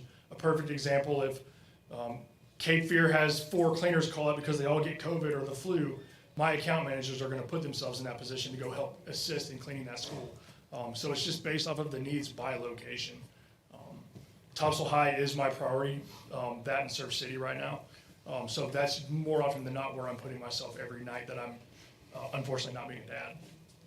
Do you have other managers that go around at night and check on little people? I do. I have 2 managers. I have 2 account managers. Jeff Rollins is in charge of 17 corridor from Surf City all the way down to South Topsail Elementary School, and then Kim Bannerman, who's in charge of Central and then the Bergall side of schools, from West Pender, Pender Lee, all the way down to Cape Fear, Rocky Point, Mouse Corner, West Pender. Is it common for them to take cleaning supplies from one school and take it to another? It's not uncommon. If If someone prefers a different type of chemical, and they have a surplus at one location, they'll take them to another location. Okay. Sometimes we'll order chemicals from Spartan, which is our chemical company who we order from, and there might not be a smell that they like. It's not desirable by that location, so we'll just kind of go through switching if there's an excess. Okay. So how many people do you have right now in the schools? On staff, we have 114, I believe. It changes every single day. I just fired 2 people. I'm talking within the schools right now. While you're here, how many's out there? I would have to look. Okay. So normally you would have 8 at Topsail High right now, right? If you Yes. Okay. Have you been in any of the schools where your employees are just sitting around not doing anything? Yes. Okay. I appreciate your honesty. Yes. And they get written up, and if I see it again, they're usually. Have you called anybody sleeping? Yes. Okay. Are they still employed? No. Okay. All right. That's all I have, Mr. Chair. Thanks, sir, for your time. Yes, sir. Absolutely. just don't let, no place is 100% perfect. Never. So if you're not getting the supplies and things that you need, call him. Yes, sir. I mean, you can't do it without it, and we've got to see some of the complaints have got to get, and it sounds like you're working on it. I just wish, at Topsail especially, if you see that these things are improving, it would be nice for the public to know, whether that be an all-call or an email or both. They do have a way of grabbing attention. Just be aware, though, it could also cause it to go the other way if it's truly not right. Right. But that's okay, too. We all need to know, so. Yes, sir. I mean, I think everybody would agree with me on that. Okay. Thank you very much. Thank you for your time. God bless. Thank you. We, remember, this goes both ways, so if you need us, Absolutely. again, both sides have to hold up their end of the deal. Yes, sir. So, all right. Thank you.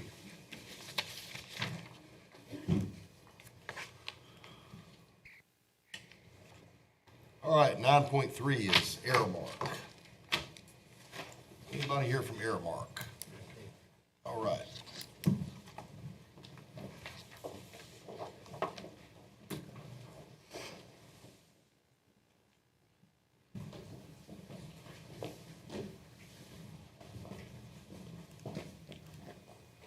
I think we just had some concerns too that we've received from a few various places. Mr. Springer, you've seen some, you've had some contacts with, about, you want to start? I went to quite a few schools at breakfast. I went to quite a few schools at lunch, and last year, one of the questions was which schools. So I'm gonna go ahead and tell both of you now, I'm not answering which schools, because it's gonna be your job to figure out where your deficiencies are. But after talking to some of the people, they're telling me that y'all are stating to the employees that y'all are overstaffed. Is that true? Overstaffed? Overstaffed, yes, sir. No, I don't believe we're overstaffed. I think we're at the right staffing level, and in fact, we're at the point where we can hire floaters that can fill in gaps when employees call in sick and take time off. Well, I tend to disagree with you on that, sir, because I think you're understaffed. And the reason why I say that is because I went to a school specifically at 7:30, the time had ran out, you still have people on the line. Now, after talking with the manager said if we have too many people, i.e. another person added, or two other people added, one on each side of the serving line, then we get confused. Now, I don't know how that works. I don't know if that's a lack of training on y'all's end. I don't know if that's, I'm just not understanding that. But what I do understand is DPI has put out, and correct me if I'm wrong, Dr. Brelow, DPI has put out that you're not allowed to take food back to the classroom. Is that correct, Dr. Brelow? I'm not aware of not being able to. I think what the DPI put out is students have to have choice in the ability to, when they eat, they have to go into the line or wherever the location is and have the ability to pick and choose for what they want. So let's just take that out of the equation, forget I even said it, just strike that from the record. But the next thing I would say is if you got 0 minutes and 0 seconds left on the clock and you got 10 kids, now we've wasted how many minutes of instructional time? They'll never get it back. Time's the only thing that, we're granted, or we take for granted. But I think if I may, at that location, I think we've identified that problem, or it's been identified for us. Okay. I think we've talked with the principal, and we're gonna set up 2 other serving areas to kind of spread out the load so that students can get through faster. That is scheduled to start on Monday. Okay. When would you think it would be fluid? I would think after a day or 2, it'd be fluid. I know Amanda and her team are gonna spend a concentrated amount of time there to make sure it goes off without a hitch. Okay. Now, I was at a different school. Also, I will give you, I will throw you a bone and tell you it was a high school. I watched a kid walk in the door. He stood in line, got his food, and sat down. It took him 10 minutes. Okay. That only gives them 10 minutes to eat, if they only have 20 minutes a lot of time. The principal stood there and watched it with me, right? I don't know why we keep coming back to this. It's always an inefficiency. And, last year, we heard the excuse of, well, the kids can get seconds. The kids can't get seconds if they ain't time on the clock. Sure. No, agreed. I don't know what we're doing.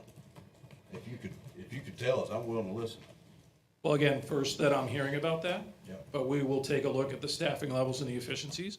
We will make changes in the line as we did at the elementary school for breakfast and make the adjustments to make sure we get the kids through faster. Now, let's talk about too, last year y'all had the higher ups come down here and visit some of the schools, is that right? Yes, I'm regularly here, others, exactly. Okay, so what did you find out in that survey? I don't think I did a survey, but in my observations, at the time, the schools that I visited, we were getting students through quickly. You were getting them through quickly? Yes, but I did not hit every school. What school did you see that was quickly done? I honestly don't recall, sir. Okay, that's a good answer. I haven't seen that. And I'm not happy about it, and I don't know how the rest of the board feels. I would say that based on our participation, number of meals served, we are seeing an increase over prior year. I think sometimes that does cause some operational and logistics issues that we need to address, i.e. the breakfast carts that we're putting out. So we are adapting our program to make sure that we're seeing those increased participation numbers. You're seeing an increase in what? Increase the number of meals eaten across the entire school district. And you're counting meals how? By through the register, through the POS system. Right, so if a kid don't get a plate, is that not counted? If they do not eat a meal, do not get a plate, that is not counted. If, I don't need a plate for this bottle of water, right? But you're gonna turn around and you're gonna tell her, because she's your subordinate, oh, you need to go get a plate, which is wasting time. So you can count that meal to put that water on that plate. Wouldn't be counted as a meal, that'd be counted as an à la carte sale, if we did something. You see where I'm going with this? Okay. I don't have to use a bottle of water, I could use a. Sure, understood. Fruit or whatever you wanna call it, right? I'm just trying to understand the inefficiencies, so you can be more effective and efficient. Absolutely, that's our goal. No, I mean, we take a look at the data, we take a look at the numbers, how we serve the meals. It's a constant improvement cycle. It's iterative, so when we take a look at something and if there's inefficiencies, then we adapt and we put in the efficiencies in there to get students through faster, better food, whatever that is. Okay. That is our goal. And full transparency, so our staffing level has increased since we've partnered with the district and we've implemented the pay raises. My staffing is technically 5 people short across the district, which is significantly improved from about 23 to 25 shortage. The duration of last school year, we struggled a lot. My issue right now is that there's a significant amount of call-outs. So we, one day last Thursday, I had 7 managers out in one day. Different illnesses and different personal things going on. That's when our management team's running schools. We're only so many people, so that's where you're going to see some of that impact. So because I do have that base foundation and we've made those strides with the overall platform of our staff structure, I am working now to hire subs. So if we do have somebody out, I have somebody ready to slide in so that that's not continuously an impact that you see in the buildings.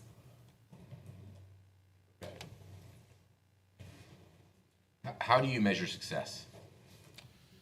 I measure success by the number of meals that we sell or we serve to the students. So when I take a look at the data and I see that we are up in meals over last September, I consider that successful, or on the path to success, I should say.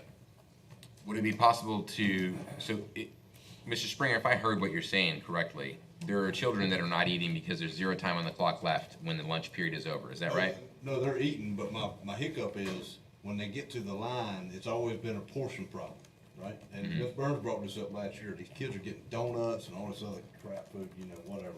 But they're not, they're saying last year they can go back and get seconds. There's no time on the clock, so you're getting, and I got pictures of it, you're getting a little old to-go, something you need on vacation, bowl of cereal with a cheese stick and a milk. Have a good day, you're going to class, is basically what the problem is.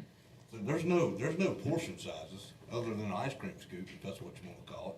And you're supposed to send a kid to school or to class, hoping they get full on whatever they've been given, because now you're expected to learn regardless of whether they're hungry or not. And we all up here have kids. Well, we do serve compliant meals to the USDA. So what is served and considered a reimbursable meal is what's mandated by the USDA. So again, we're meeting those criteria when we serve meals and when we claim meals through the district. So we don't have an issue with people not getting a meal. It's the seconds is I the got issue. issues with the portion size, I got issue with their inefficiencies and The portion size, basically what he's saying is, the federal government sets the portion size. It's a federally reimbursable program. There's nothing we can do about that. So let's focus on what you can solve. Yeah, we don't work for a federal program, we don't work for the feds, we work for, the people, right? I understand. The program can't sustain itself without having. Without federal funds. Federal funds. So do we need to take some of the funds out of the child nutrition fund and give to them to get some more food on the plate? You can't do that. If we change the portion size, we don't get reimbursed, is what you're saying, That's correct. right? Yes, sir. But, just my thought on this, it seems to me that the root problem of this is time. Yep. 20 minutes is really not enough time to do what we're asking you to do. That's just my opinion. I agree. I think that, I don't know how, and I will be the first to admit, I do not know how our school schedule is set up, if we have to go through DPI, I'm sure that DPI has regulations for us, for our scheduling our school day.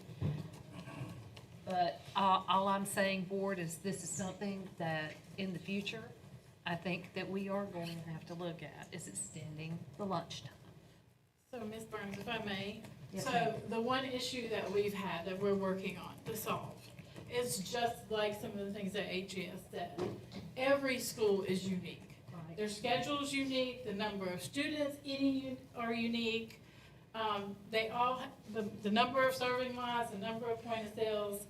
So it is a scheduling thing. That's why we have to do our due diligence as we find out where the inconsistencies are, to meet with those principals, district person and Aramark represented, to say, okay, how do we make this happen?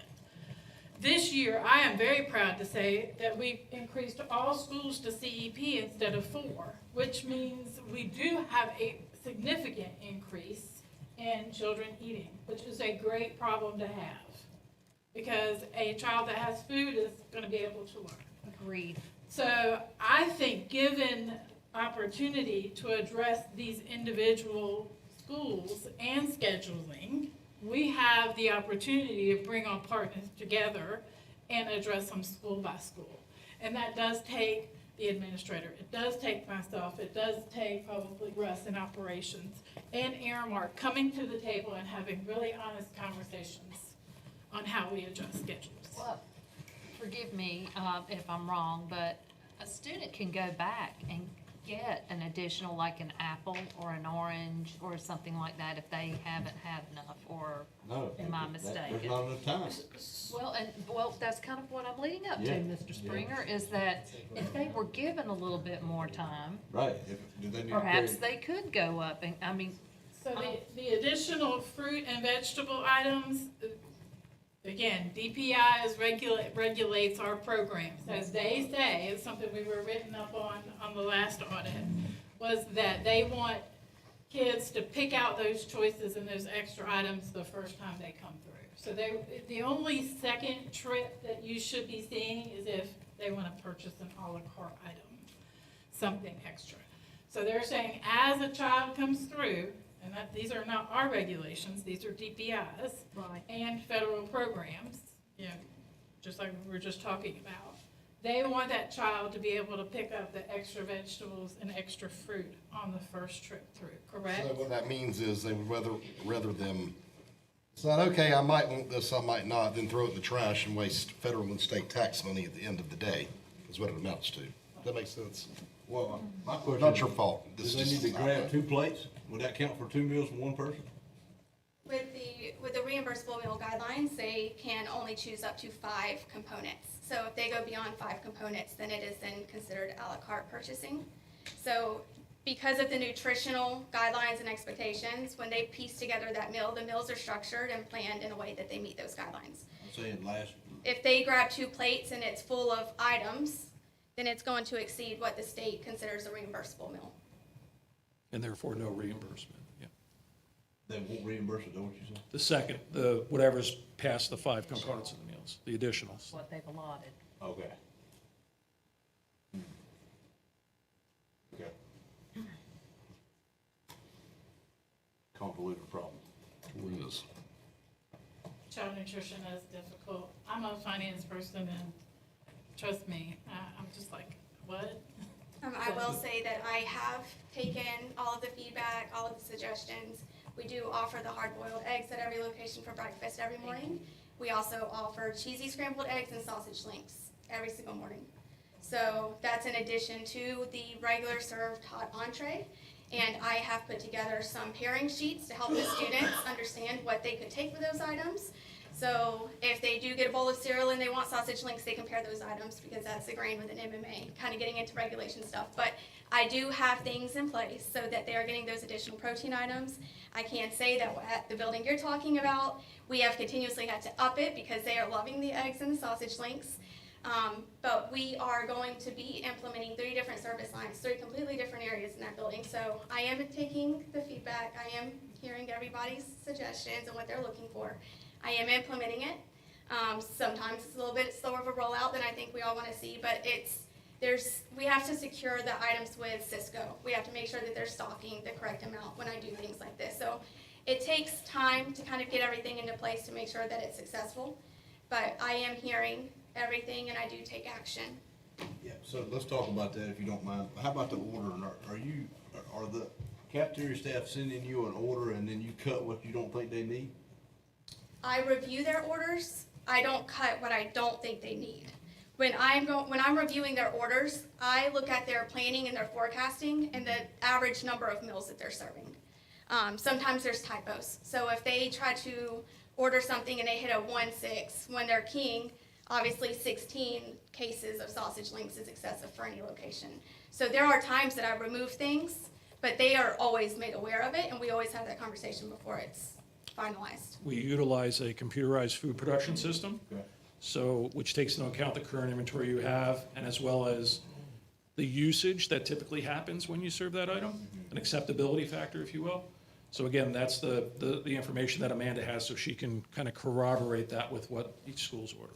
So when you use that system, if you don't mind, forward me or forward us or Superintendent, Mr. Gaines, how that looks. Production sheet. Right, the production sheet, right? But also what they ordered and what you're getting. And I would ask HES to do the same thing. Make sure, if you don't mind, whatever you've ordered, how much came in, and it be annotated on there so we can find out what the discrepancies are, if you don't mind. Yes, sir. Very good. Because, at this school, I'm also hearing from lunch people too, and they should not be ostracized or put down or anything of that nature. But things like ketchup, mustard, mayonnaise, condiments, they're out, or they've been out, right? And they said they order it and it gets cut. I'm not understanding the whole process there. It's irrelevant, but it's affecting the kids that want to put a pack of ketchup on a cheeseburger or a pack of mustard on a hot dog, whatever the case is. It shouldn't be happening. Condiments are something I actually never cut because they're in the bulk bags. Okay. So the forecasting for those can be a little off since it's a bulk pump. We don't do packets. Yeah. So I don't remove the condiments. I do know that we've had some broken pumps that we're working to get replaced. I'm not sure if maybe that's something happening at that location. It could be. I don't know. But I'll definitely follow up to resolve it. How about the pizza oven at Pender High School? I'll mention that school. Y'all gonna get that started back up? We were awaiting, during the summer, the AC unit in the back was not working. So when you combine that with the high temperatures of the oven, it was a safety risk to put our employees in that small spot with that hot oven and no way to cool it down. Has that been resolved? It has been an ongoing battle. Is it a yes or no? It's a yes or no answer. It's not resolved right now, no. Mr. Gerganis, did you hear that? No, sir. They can't cook pizza because the AC unit's not working. What school? Pender High. We cook the pizza right now in the cafeteria, but there was a outside pizza cafe that was installed and designed, and that's where we're not able to do it right now. It's a brick oven pizza. That we're not What able have to you done to make his team aware of that? We were working with Mr. Taylor and the original contractor, and the contractor that we've been working with has had a lot of bumps in the road. So What contractor was that? I know his name's Mike Poole, but I don't know exactly what his company name is. Heat and air contractor? Is he a heating and air contractor? No, I think he's a food service equipment Oh, okay, contractor. okay, all right, gotcha. I recognize the name. It's a vendor that's often used by Aramark. Okay. And other providers as well in the area. Yeah, good enough. But we can follow up with him and find out what the story is from that aspect. Yeah, you don't mind. I don't have anything else.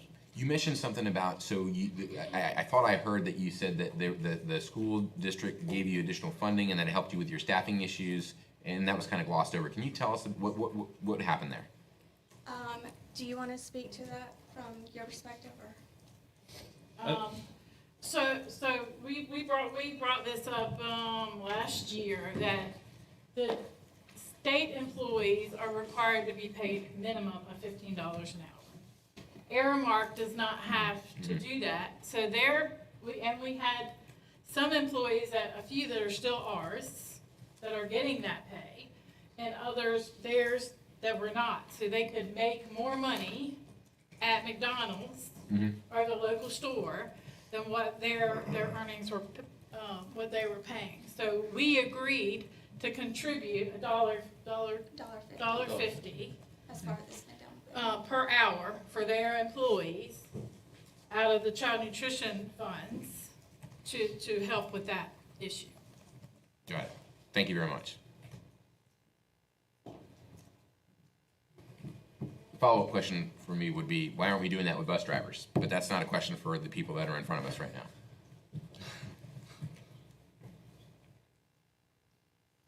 So, I put everybody else in the spot too. When, and again, answer honestly. If you have an issue with one of our facilities, whether it be something like you just told us about with the pizza oven, or a dishwasher at a middle school. I wouldn't have known about it unless I visited that school.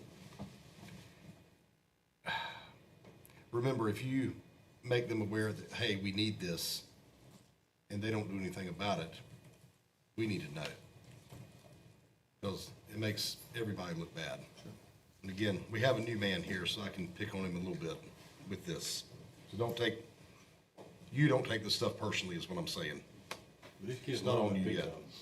They love that brick oven out there. Oh, yeah, that's, And the girl that used to work there, I guess she leaned in on a little bit. She might have added a little something here and there, you know, kind of, I don't want to hear any of that. yeah, whatever.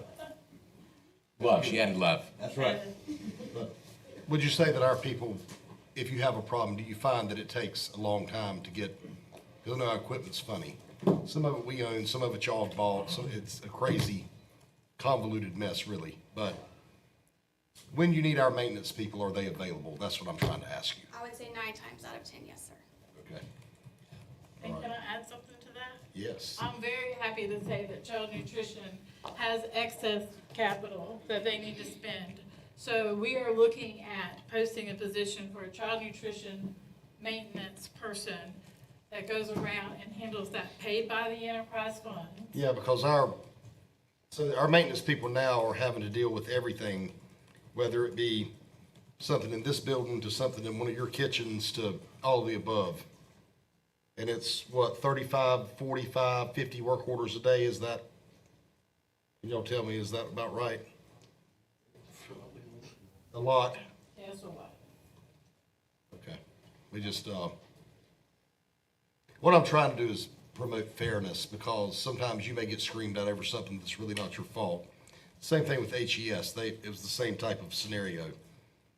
And if it's our fault, we need to do something about it. I mean, a contract goes two ways, so, you know, we have to, and we know that sometimes things just happen. We know that. Parents know that, but, we just hear things about, you know, and sometimes if you don't have time, I mean, you've only got the time that we have allotted to you with our school schedule, correct? Is that, all right, well, I mean, short of extending the school day or something, I don't really know how that could be remedied. Well, like I said, that would. And we tried that DPI would before, and yeah. Go into that a lot. I don't know, I'm gonna start telling parents to contact DPI and the feds if they have a problem. That's what I'm gonna do. Sue needs to hear it. But I did want to. Put that on the news, Port City Daily. I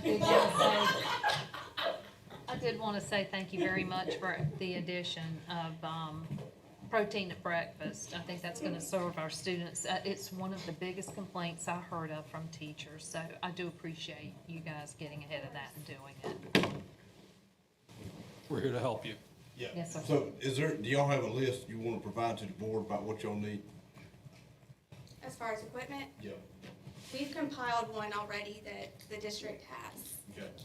We've worked together to kind of create a list of things that need improved or things that need to be purchased, kind of Okay. to start fresh. I'm gonna put you on the spot for a second. Is a hot bar on there for any middle schools? That has been a request for quite a while. I think that the renovation that was a topic was part of the reason there's a delay with that, because if we put a brand new serving line where it's at and then we renovate and we build a new kitchen, that serving line's not gonna fit the new area. So I think that until there's a solid plan of how to work around that, that's kind of where the delay is with. This renovation I is could be weird. wrong. What'd you say? Burger Middle. I would The say, serving space is incredibly limited, so Let me it's a give you very the small reality of space. this. So when you do school construction, the main school happens first, right? Everything else might or might not happen. I emphasize the word not. And that could be as late as 2028. Right. So what I should say is, don't worry about a renovation. You do what you gotta do now. We can adjust the building later. Well, this is the kind of thing, Mr. Chair, if I can interject. The ladies there, and I'm not throwing them under the bus, and they should not be talked to or about or whatever, but hot bar is constantly getting work orders put in and needs to be replaced probably a long time ago. Look, we just got a stove at Pender 2 days ago, because I was out there today. I went out there and it was a 2-burner stove. My first reaction was, where's the rest of it, or when's it gonna get here? But talking to the ladies, I said, that's all they said they needed. I'd never seen a 2-burner stove, other than when I went camping with my dad. You know, but it works for them, and that's what they need, and that's what they got. But if you don't mind, put that hot bar on there so the board can review it, and we can make some things happen. If there's something else in that school that needs to be done, add that to it too. I don't want your workers filing work orders over and over and over to become ineffective and inefficient because of our negligence in equipment, if you don't mind. And see, we don't want our maintenance guys either. It costs money to do all this, right? So, you know, if they need something, and it may not be as much as you think, we'll make a modification. Right. Or if we've got a repair that our guys just can't get to, you know, the money's got to come from somewhere else. It's got to get fixed. They have to hire somebody to do it. I do like what Lisa said about trying to get a maintenance person you probably need 2 that way. And we do contract out repairs, currently. And we are working on purchasing, we currently have RFPs out for serving lines, I think 4 of them, which is almost $500,000. So, and we have equipment orders, so that, those items that were on that wish list of equipment, we're on it in child nutrition. We did have some turnover. We have brand new staff there. Both staff members are brand new. So that was our focus this summer. Well, Mr. we need that stuff to approve it if it took that long to get a stove in a school. So again, go back to Mr. Hall's federal regulations and talking to the federal people, child nutrition has the absolute most restrictive process of purchasing almost any items, right down to the stapler. Mm-hmm. So I can tell you that our RFP has taken months to do. So I can assure you on our side, we're trying to take the steps to purchase the equipment and bring to you guys, but we have to meet those guidelines first. For something like a stove, they dictate what kind of such as what brand or what, or here's your approved brands. Is that what I'm hearing? Well, there's some state contracts, but for serving lines, like stoves may have a state contract, we could get a certain stove, but then you're limited by what's in our building. Is it gas? Is it electric? Is it, what size cafeteria do you have? What type of students do you have? Are they small students? taller students. So there's so many different things, but yes, like these serving lines that we've had to do, we have to do an RFP. We have to have somebody come out and measure each one of them individually because they're different for every school. Then we have to have maintenance, set up specs for electric or gas or whatever those things may be. So where does the pot of money that buys the serving line come from? The enterprise funds, that's the money that child nutrition makes. So that's the profit margin for child nutrition. Which yes. one year I know was $700 and some thousand, if I remember correctly. I don't know what it is now. That's but correct. We are in a very been a long unique time, so I can't remember. situation in almost any district that I've been in, where we have the money to spend on those things. So otherwise, if we don't want to follow their rules, we would have to pay for it out of our capital Out of outlay our money. capital or local, that's But correct. that would then reserve the surplus to be used for other approved equipment, right? Yes, sir. Could we reimburse ourselves? No. No, child nutrition is very, very, cumbersome, yes, unique, that's the word for it. But that's also assuming that we use the surplus only for equipment. Well, it can only be used for specific items, and child nutrition is required to be self-sustaining.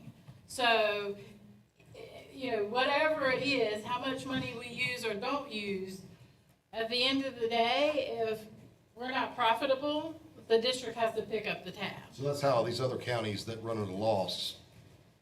Yes, So sir. when you say self-sustaining, in other words, if you have a negative balance, you must make it up from probably local money. It is local money. So I guess what I'm trying to, so to say, the dishwasher is, what school was that at? There was two of them. And which Right schools with were those? Yes, sir. There was two, one was Topsail Middle, right? And the other was other Burgall one- Middle? No, the other one was, Malpas Corner. Yes, sir. Yes, sir. So this renovation, Burgall Middle don't have a dishwasher. so, because it's a small kitchen. Yes, sir, it has to be totally redesigned. But the other two places have one that's just not working and needs to be replaced, right? They're repaired, sir. Yeah, they're good, yes. Since last year. Oh, they're repaired now, okay. I'm talking about the hot bars, they constantly Oh, yeah, get work okay. orders for. Time ran together, I'm sorry. Yes, sir, I'm sure. I just, again, just like with HES, sometimes you may get blamed for things that are not your fault. If it's our fault, we need to know about it. Tell us, tell Dr. Breedlove. Tell Lisa, she probably understands child nutrition better than anyone else here. And it all boils down to money, everything does. I mean, I want the public to know, it's not a matter of, okay, we're gonna take $200,000 of this surplus money and make it so that Aramark can give, an extra spoonful of whatever to every plate. It's not that simple, because it breaks the law, right? That's correct. Okay, because I've seen some of the pictures, and I will say that a lot of the portions look small, but, if that's the federal guidelines, they need to know that. The only other thing, I don't know how this falls in, sometimes I get emails that'll say, look, this was all sugar. It was, a donut or sugary cereal or blah, blah, blah, blah, blah, blah, blah. And you said something earlier about you're gonna have three sections, Choices. So the options, our sugars are reduced sugar. Our cereals are reduced sugar. Sorry, I'm getting tired. And so are the donuts, the donut holes, which I have also scaled back on. So those are only menued once every 5 weeks instead of, although they're a student favorite, so parents and adults are happy, students not so much. But if you compare that to our sausage breakfast pizza or some of the other things that we look at as more, favorable options as adults, they are actually similar in nutritional facts when it comes to the sugars and the fat content. because I hear, sometimes we It's perspective, it's the name, donut holes. It's got the bad reputation, but if you compare the nutritional labels, they are very much in line. We Because get they are whole emails from staff sometimes saying, these kids are bouncing around my classroom. And that is exactly. Because of thank what you. Aramark fed them. That's how they see, that's how people see it. It's It's all about perception. It is. That's the, you just gotta, so do we even have to have this sugary stuff? Does it have to be an option? The donut holes and the whole donut rings have been scaled back, so they're only once every 5 weeks. So I did scale back the offerings that it was. But it's all carbs and sugar. So do the feds make you, or the DPI, or do the feds or DPI make you say, okay, you're gonna serve all of this sugar? Period. No. No, I think we should cut it all out is what I think, but. Well, the reason I brought this up before was because I was in a kindergarten class That's, the day that they had the donuts for breakfast. And the poor teacher just looked at me and said, please, please, if you do anything, please. That donut is as big as their little heads. Get that donut off the menu. And I said, okay, I will talk. I said, I'm not sure I could get the donut off the menu, but what I can do is get more protein on the menu. And I'm glad that you guys, again, Yeah. I'm glad you guys did that. so do you have to have sugar at But- all, is what we're saying? As far as offering those particular items, no. As long as we offer the grains and the MMAs, all of the components that are required, it does not have to be that particular item. Perhaps it's limited at the lower grade levels or something like that. You can work something out for your approval. All right, I got one more thing. Yes, sir. Thanksgiving's coming up. Special meals are gonna happen, right? Have we already communicated that with principals to go ahead? Is there Yes, any? sir. You speak freely. Is there anything that's gonna hinder you or hold you back from any of the special meals that you need to get into school? No, sir. We've been very proactive about that this year. Okay, good. And Christmas, you done got that in the line? So Christmas was a solution to last year's because when we did the Thanksgiving meals, it had a conflict. We typically do the Thanksgiving at the elementary and middle, and the timing with the middle school was a conflict. So that's why we did the Christmas and with the middle school so that they still had an opportunity. So this year we'll be doing the Thanksgiving celebration for both elementary and middle at the same time. Okay. Are we communicating that to parents? Are we communicating that to parents? So I'm Yes, sir. working, yes, and I'm working with the principals to finalize the dates and times to start pushing out the flyers. Yeah. I just didn't want to be on the 11th hour. We did a Grandparents' Day recently, and it was a big success at all of the schools. And like we've said, our doors are open. We want our community to come in and have lunch with our students. All right, thank you. Thank you. Thank you. Lisa, will you stay a minute? Mr. Gerganis, would you come up for a second?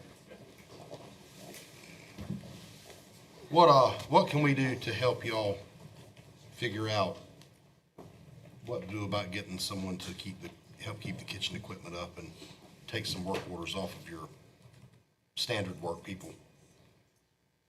So, yeah, I think the position would be very helpful. There's also been a recent position that's been recommended to the board for approval to hire. Be a split, kind of share, main focus be Bowler, but also the experience he brings to the table. We're gonna immediately put him into trying to take care of some of these. And split with what? It's gonna be a main HVAC position, but it's gonna have almost a dual role of hopefully being able to touch this and mitigate this until we could get a new position hired. Split stuff scares me. That's why I asked twice. I wish we could get one dedicated just for kitchens, period. That's our plan. Yeah, I'd really appreciate For that. child Yes, sir. nutrition to hire a position that is completely dedicated to the maintenance and the equipment of child I nutrition. mean, if y'all are getting 40 work orders a day, I bet 5 or 6 of them are kitchen related. Or cafeteria related, I should say. I forgot there's a dining room in there too. Can you pay his salary or her salary out of child nutrition funds? Yes, sir. But it would need to be confined to the cafeteria or Yes, sir. kitchen. It has to- Probably they the have to kitchen. work for the child nutrition department, yes. And I mentioned the other position just because, one, you still have the freezer and cooler section, so the refrigeration side serves the food storage, and that'd be more where that position would be focused. Is one, all you can do out of, and this would come out of the surplus, wouldn't it? Right, correct. Right now, I wouldn't want to commit the funds for another one until I have really outlined what this position's gonna be doing and making sure that we have a good job description and a good process, and then we can identify.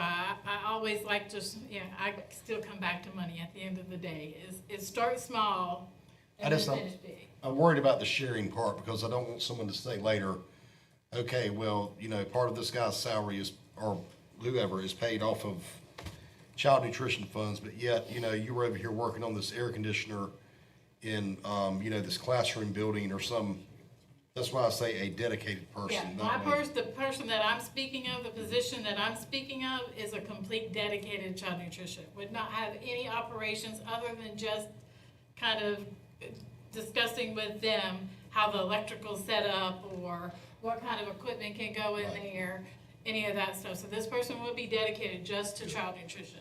Okay, I'm sorry, I misunderstood that I part. think And I just want to add that right now, just the immediate control and to handle the load in on us, this position would just be to help get it until something like that can be established. Just whatever you've got to do, figure out a job description, and let's Yes, get this sir. done. It's time to go. We don't, don't, I don't wanna hold them up. don't make it, don't make it complicated. Okay. Make it how you want it, and I don't think anybody here has a problem with that, And he's gonna be employed by, especially if the self-paying. They would be employed by Pender County Schools Okay. and, working for the child nutrition department paid out of enterprise funds. Because again, I just don't, I don't want HES or Airmark getting screamed at because of something that we didn't do to hold up our end of a contract, if we expect them to hold theirs up. That's my, not taking up for anybody on it, I'm just saying it, what's fair is fair.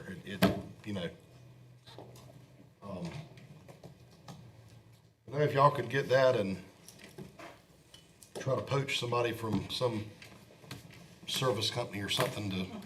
how long do you suspect Ms. Downing is gonna have this compiled? The equipment list, we have an equipment list I'll be glad to share with you all, as soon as we're done here. Does it need to, do you need board approval for it? We will need approval once we get the RFPs and those processes, on board. The things that are under the approval requirement, we'll just order. But most of the stuff is larger items, so we will have to do an RFP and then we'll have to have your approval for the And as selection. soon as you need it, Yes, sir. let us know, and we Okay. can do it by phone if we have to. Okay, most definitely. We gotta get some of these holdups out of the way. It's been, things pile up and then it just makes a mess and. Especially that hot bar, we're not building kitchens around kitchen equipment, but if it's gonna be 5 or 6 years, what are we really doing? That's the renovation, and we can't worry about Whether it's gonna happen or not. a building that may or may not happen, especially if it ain't gonna be for 4 or 5 years. We might serve 1 million meals between now and then. Let's hope so. We're worried about today. I ain't worried about 4 years from now. That's what I'm saying. It's, just don't let us hold you up. You Yes, know what sir. I mean? Okay. Thank you. I promise I'm not gonna put you on the spot anymore tonight.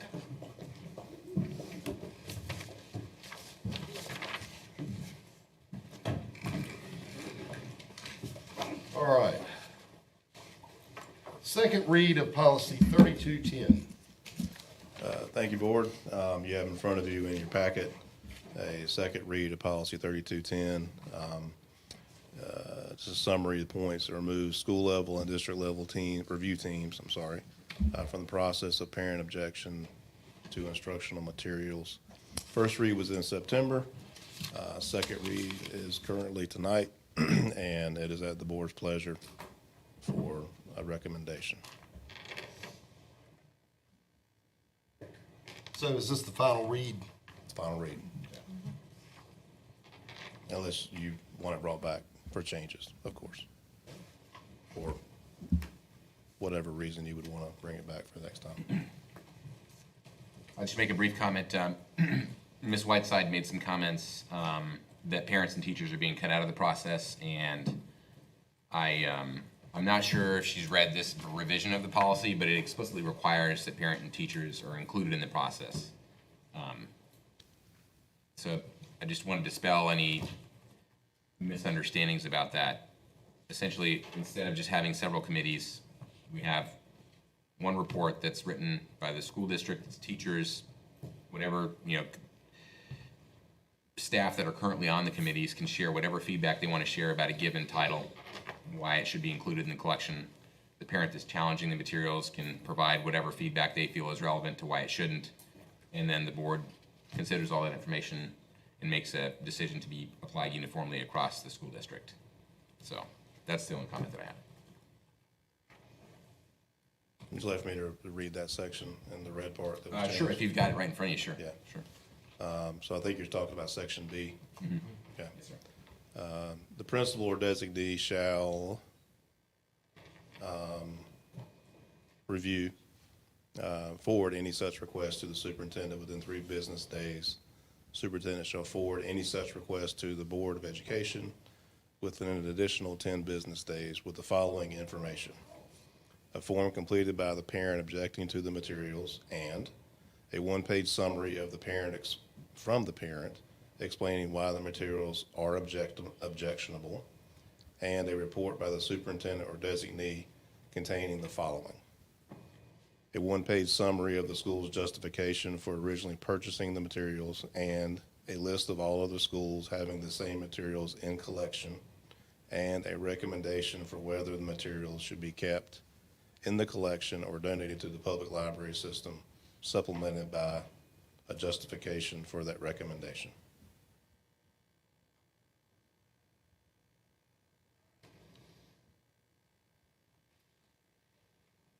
Okay, first of all, I understand that parents would still be involved in the process, or not parents, but the parent who would be issuing the complaint about a book.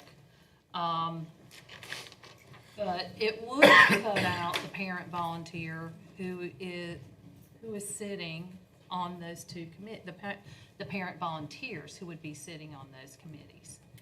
And those parent volunteers would be working shoulder to shoulder with Pender County Schools staff to make decisions about this. And just my opinion, but I think that's a great opportunity for some of our parents to become more involved in the decision-making process about what goes in front of our students. And I can appreciate why you would want to give a parent an opportunity, and I don't have a problem with that, writing the 1-page summary of how they feel about the book and why they feel that it's not age appropriate, or for whatever reason that they do not want that book in front of their student. I really do not have a problem with that. Nor do I have a problem with the superintendent's summary that would tell us where the book came from, when it was purchased, and all that. Again, not a problem. My only problem with this is that it really just does strip away the committees.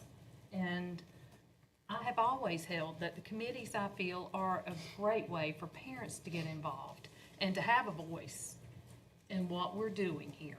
And I've likened this policy, every time I've thought about it over the past month, I likened this policy to the policy that we have for parent volunteers, which means there are extra steps for parent volunteers because we have to have them screened, and I think that we even have to have a criminal background check, correct? And I know that one of the issues was streamlining the process, but sometimes if you want parent involvement, you have to go through some extra steps to accommodate it.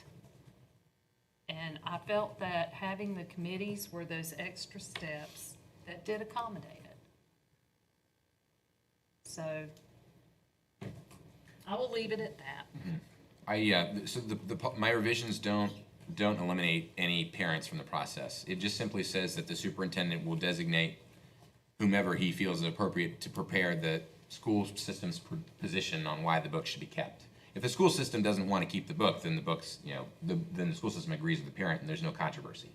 This applies in cases where the parent believes it's objectionable, the school system doesn't. And so I would encourage the superintendent to involve parents in that process to help prepare the school system's, summary on why the book should be kept. So I don't think it's fair for you to say that we're cutting parents out of the process. Because I would actually, if I were the superintendent, I would again recommend that the superintendent that he would require parents to participate. It just, instead of having several different levels of committees and then this long time frame, it sets a time frame of 10 business days, and it just says, the superintendent can decide who he feels is best to make the case for why the book should be kept. So that's the way I would respond to that. Okay, so in what capacity would the parents be given the opportunity to weigh in on any book challenges? So if a book's challenged, then within the time frame that's allotted, the superintendent can convene the principal, couple parents, whatever. He can still have a standing committee if he wants. I'm not against committees. What I'm against is several different committees on several different levels, and then a very prolonged time frame. Does that help answer your question? So it's really up to the superintendent on how big or small he wants the committee to be. Or the parents that he would choose. Yeah, that's the way it happens now anyway. The principal, you rely on the principals, I assume, mostly for the nominations for the parent positions, right? At On the these beginning committees. of the year, they have their MTAC teams or CMAC Right. teams. So he could follow the same process if he wanted to. But it would be up to him. It would allow him the discretion to decide. And would those applicants be approved by the board as they are right now? As the policy currently reads, no, it'd be up to the superintendent. If you want to approve those, then we would have to modify the policy to require board approval for all the individuals. I think the superintendent's capable of making those choices himself. That's my opinion.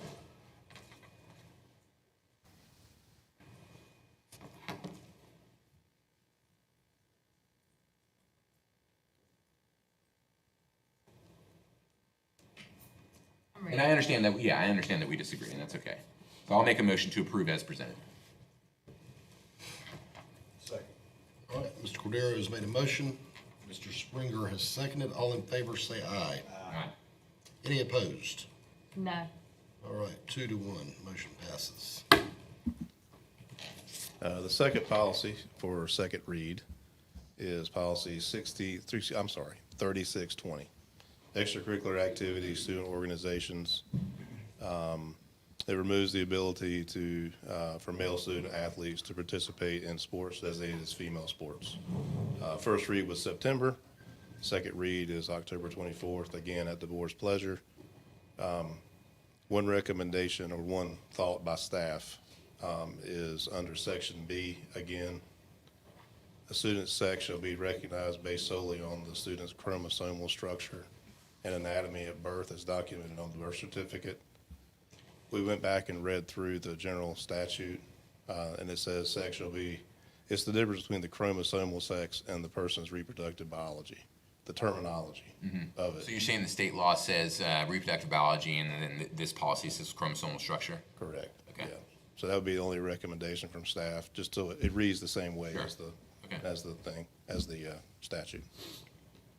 Yeah, I don't have any problem changing that. This does, it is, and Brandy, you can help me out with this if you want to, but it is part of the Athletic Association policies and things of that nature. So it's, I'm stepping out on a limb here, but it's out there anyway, right? I would encourage or recommend that we make the verbiage fit the same way as the other one. To just second what Mr. Taylor's saying, no matter what you say in your policy, the state law is going to dictate, no matter what. So why not just make it consistent?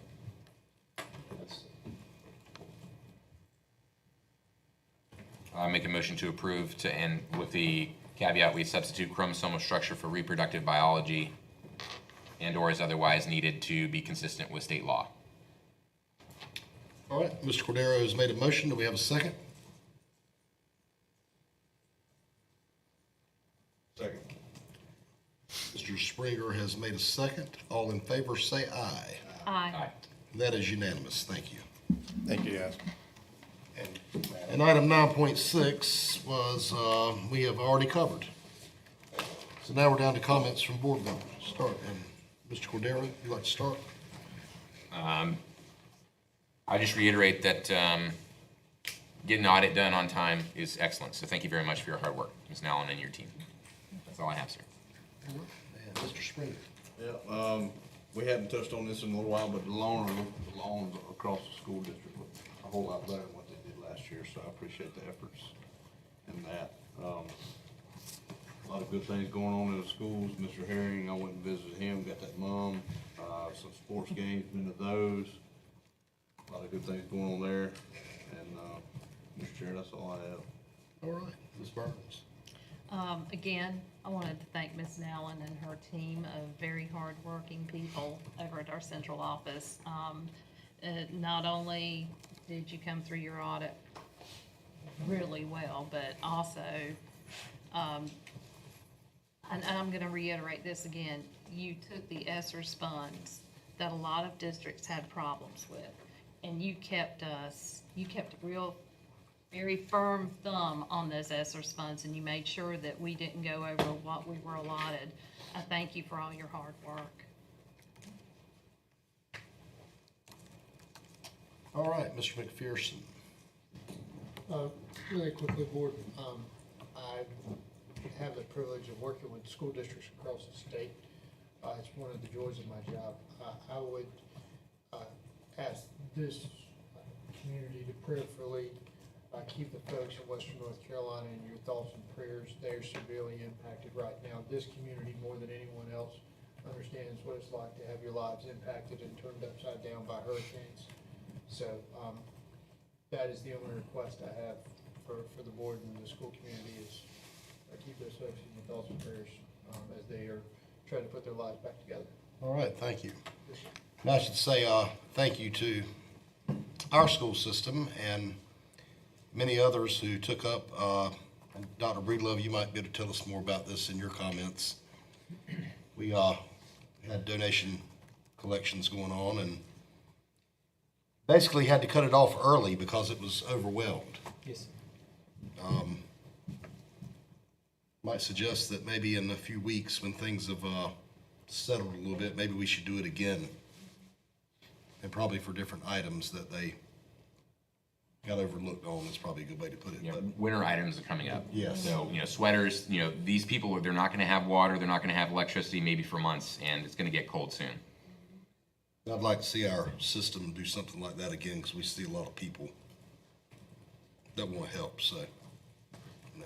Yes, sir. I think you hit the nail on the head, and just very proud of our school system instantly, and county as a whole, instantly stepping up for the families of Western Carolina. And what I'll say is you just continue to offer our thoughts and prayers as well to my colleagues and those school systems and families and communities that were impacted by Hurricane Helene in the western part. Obviously, it's a horrible situation that's for the people there and the businesses that are there. And so they are still assessing on what their needs are currently, and certainly I have a superintendent's meeting coming up, and I'm not certain if we'll get superintendents from the western part at that meeting, but I know that through the Superintendents Association, they are pushing out that information on what their needs are going to be in the next several months. It will be coming out soon, but just want to pass that along, and on the heels of that, and also thoughts and prayers going out to those that are going to be impacted by Hurricane Milton tomorrow and on Thursday going through Florida, as well as we are starting to get people here in North Carolina that are driving up as well. And so just thoughts and prayers for them. I also want to say that October is here. I don't know where September went, but it's gone very quickly. This marks a month of awareness here in Pender County. Typically, we recognize this month as breast cancer awareness. You see our athletes wearing pink and that sort of thing. But, also, I think it's crucial to remember all types of cancers. as part of our attention and support there. In addition, October marks awareness through individual weeks that we have set aside and nationally. For example, this week is Mental Health Week. We'll follow by next week Special Needs, then Anti-Bullying, and then lastly, last week of October is Red Ribbon Week, which is our anti-drug efforts both in our schools and our workplaces and in our community. Lastly, the month of October is a celebration month for a special group of leaders, and we had one here tonight, and that's our school principals. It is the National School Principals Appreciation Month. As we all know, our principals play a pivotal role in shaping a students' futures and trajectory of the education system. And I want to take the opportunity to recognize our principals and their leadership and guidance into our schools. And if the board will join me, just to recognize this fantastic group of leaders that we have in our schools with a round of applause to them. And so at this time, would you clap for them?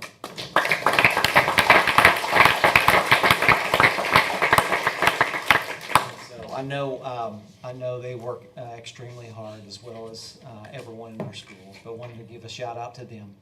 Upcoming dates and times: October the 10th, 5:30 p.m. West Pender Middle has their curriculum night and cakewalk, which is traditional to that school. Friday, October the 11th at 9:30 a.m., Burgall Middle School, Caminos, a 3D Central American Rainforest Experience is taking place there at Burgall Middle. Also on the 11th at 12:30 p.m., Pender Early College is doing their opening ceremony as they walk around the Pender Courthouse Square, something that they are going to be start doing and becoming a tradition there. Friday, October 18th, Surf City Middle School's Falls Festival begins at 6 o'clock p.m. Saturday, October 19th, Topsail High School, all day long, the Pirate Classic Marching Band competition. They will have schools from not just this area in this region, but across the state will be coming in for that. It is a big event. The award ceremony will begin at 8 p.m. that night, so it's an all-day affair. Monday, October 21st, is an early release day here in Pender County Schools for traditional school calendar schools. And then Friday, October 25th, Rocky Point Elementary School is their Hispanic Heritage event.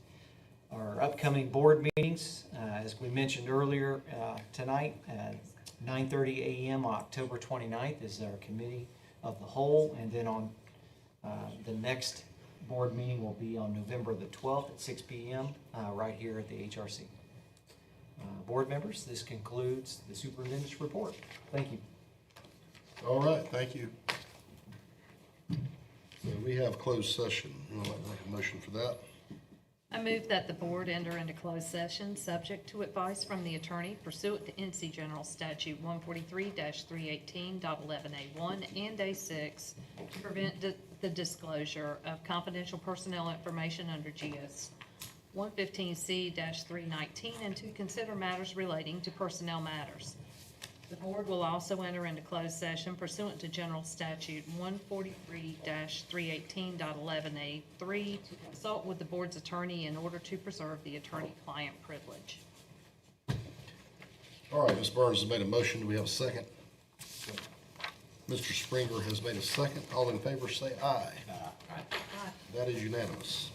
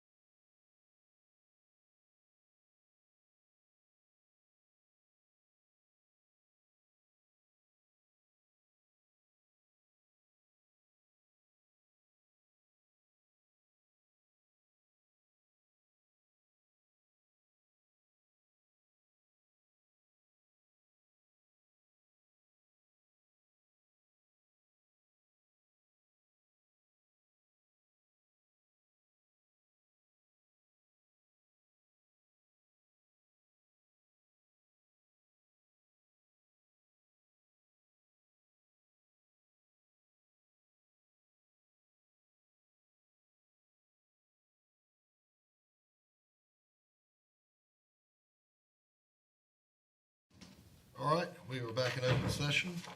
Do we have a motion to approve the HR report? So move. Second. All right, Mr. Springer has made a motion, Mr. Cordero has seconded. All in favor, say aye. Aye. That is unanimous. Do we have a motion to adjourn? So move. Mr. Springer has made a motion. Do we have a second? I'll second. Ms. Burns has made a second. All in favor, say aye. Aye. And meeting is adjourned. Thank you. Thank you.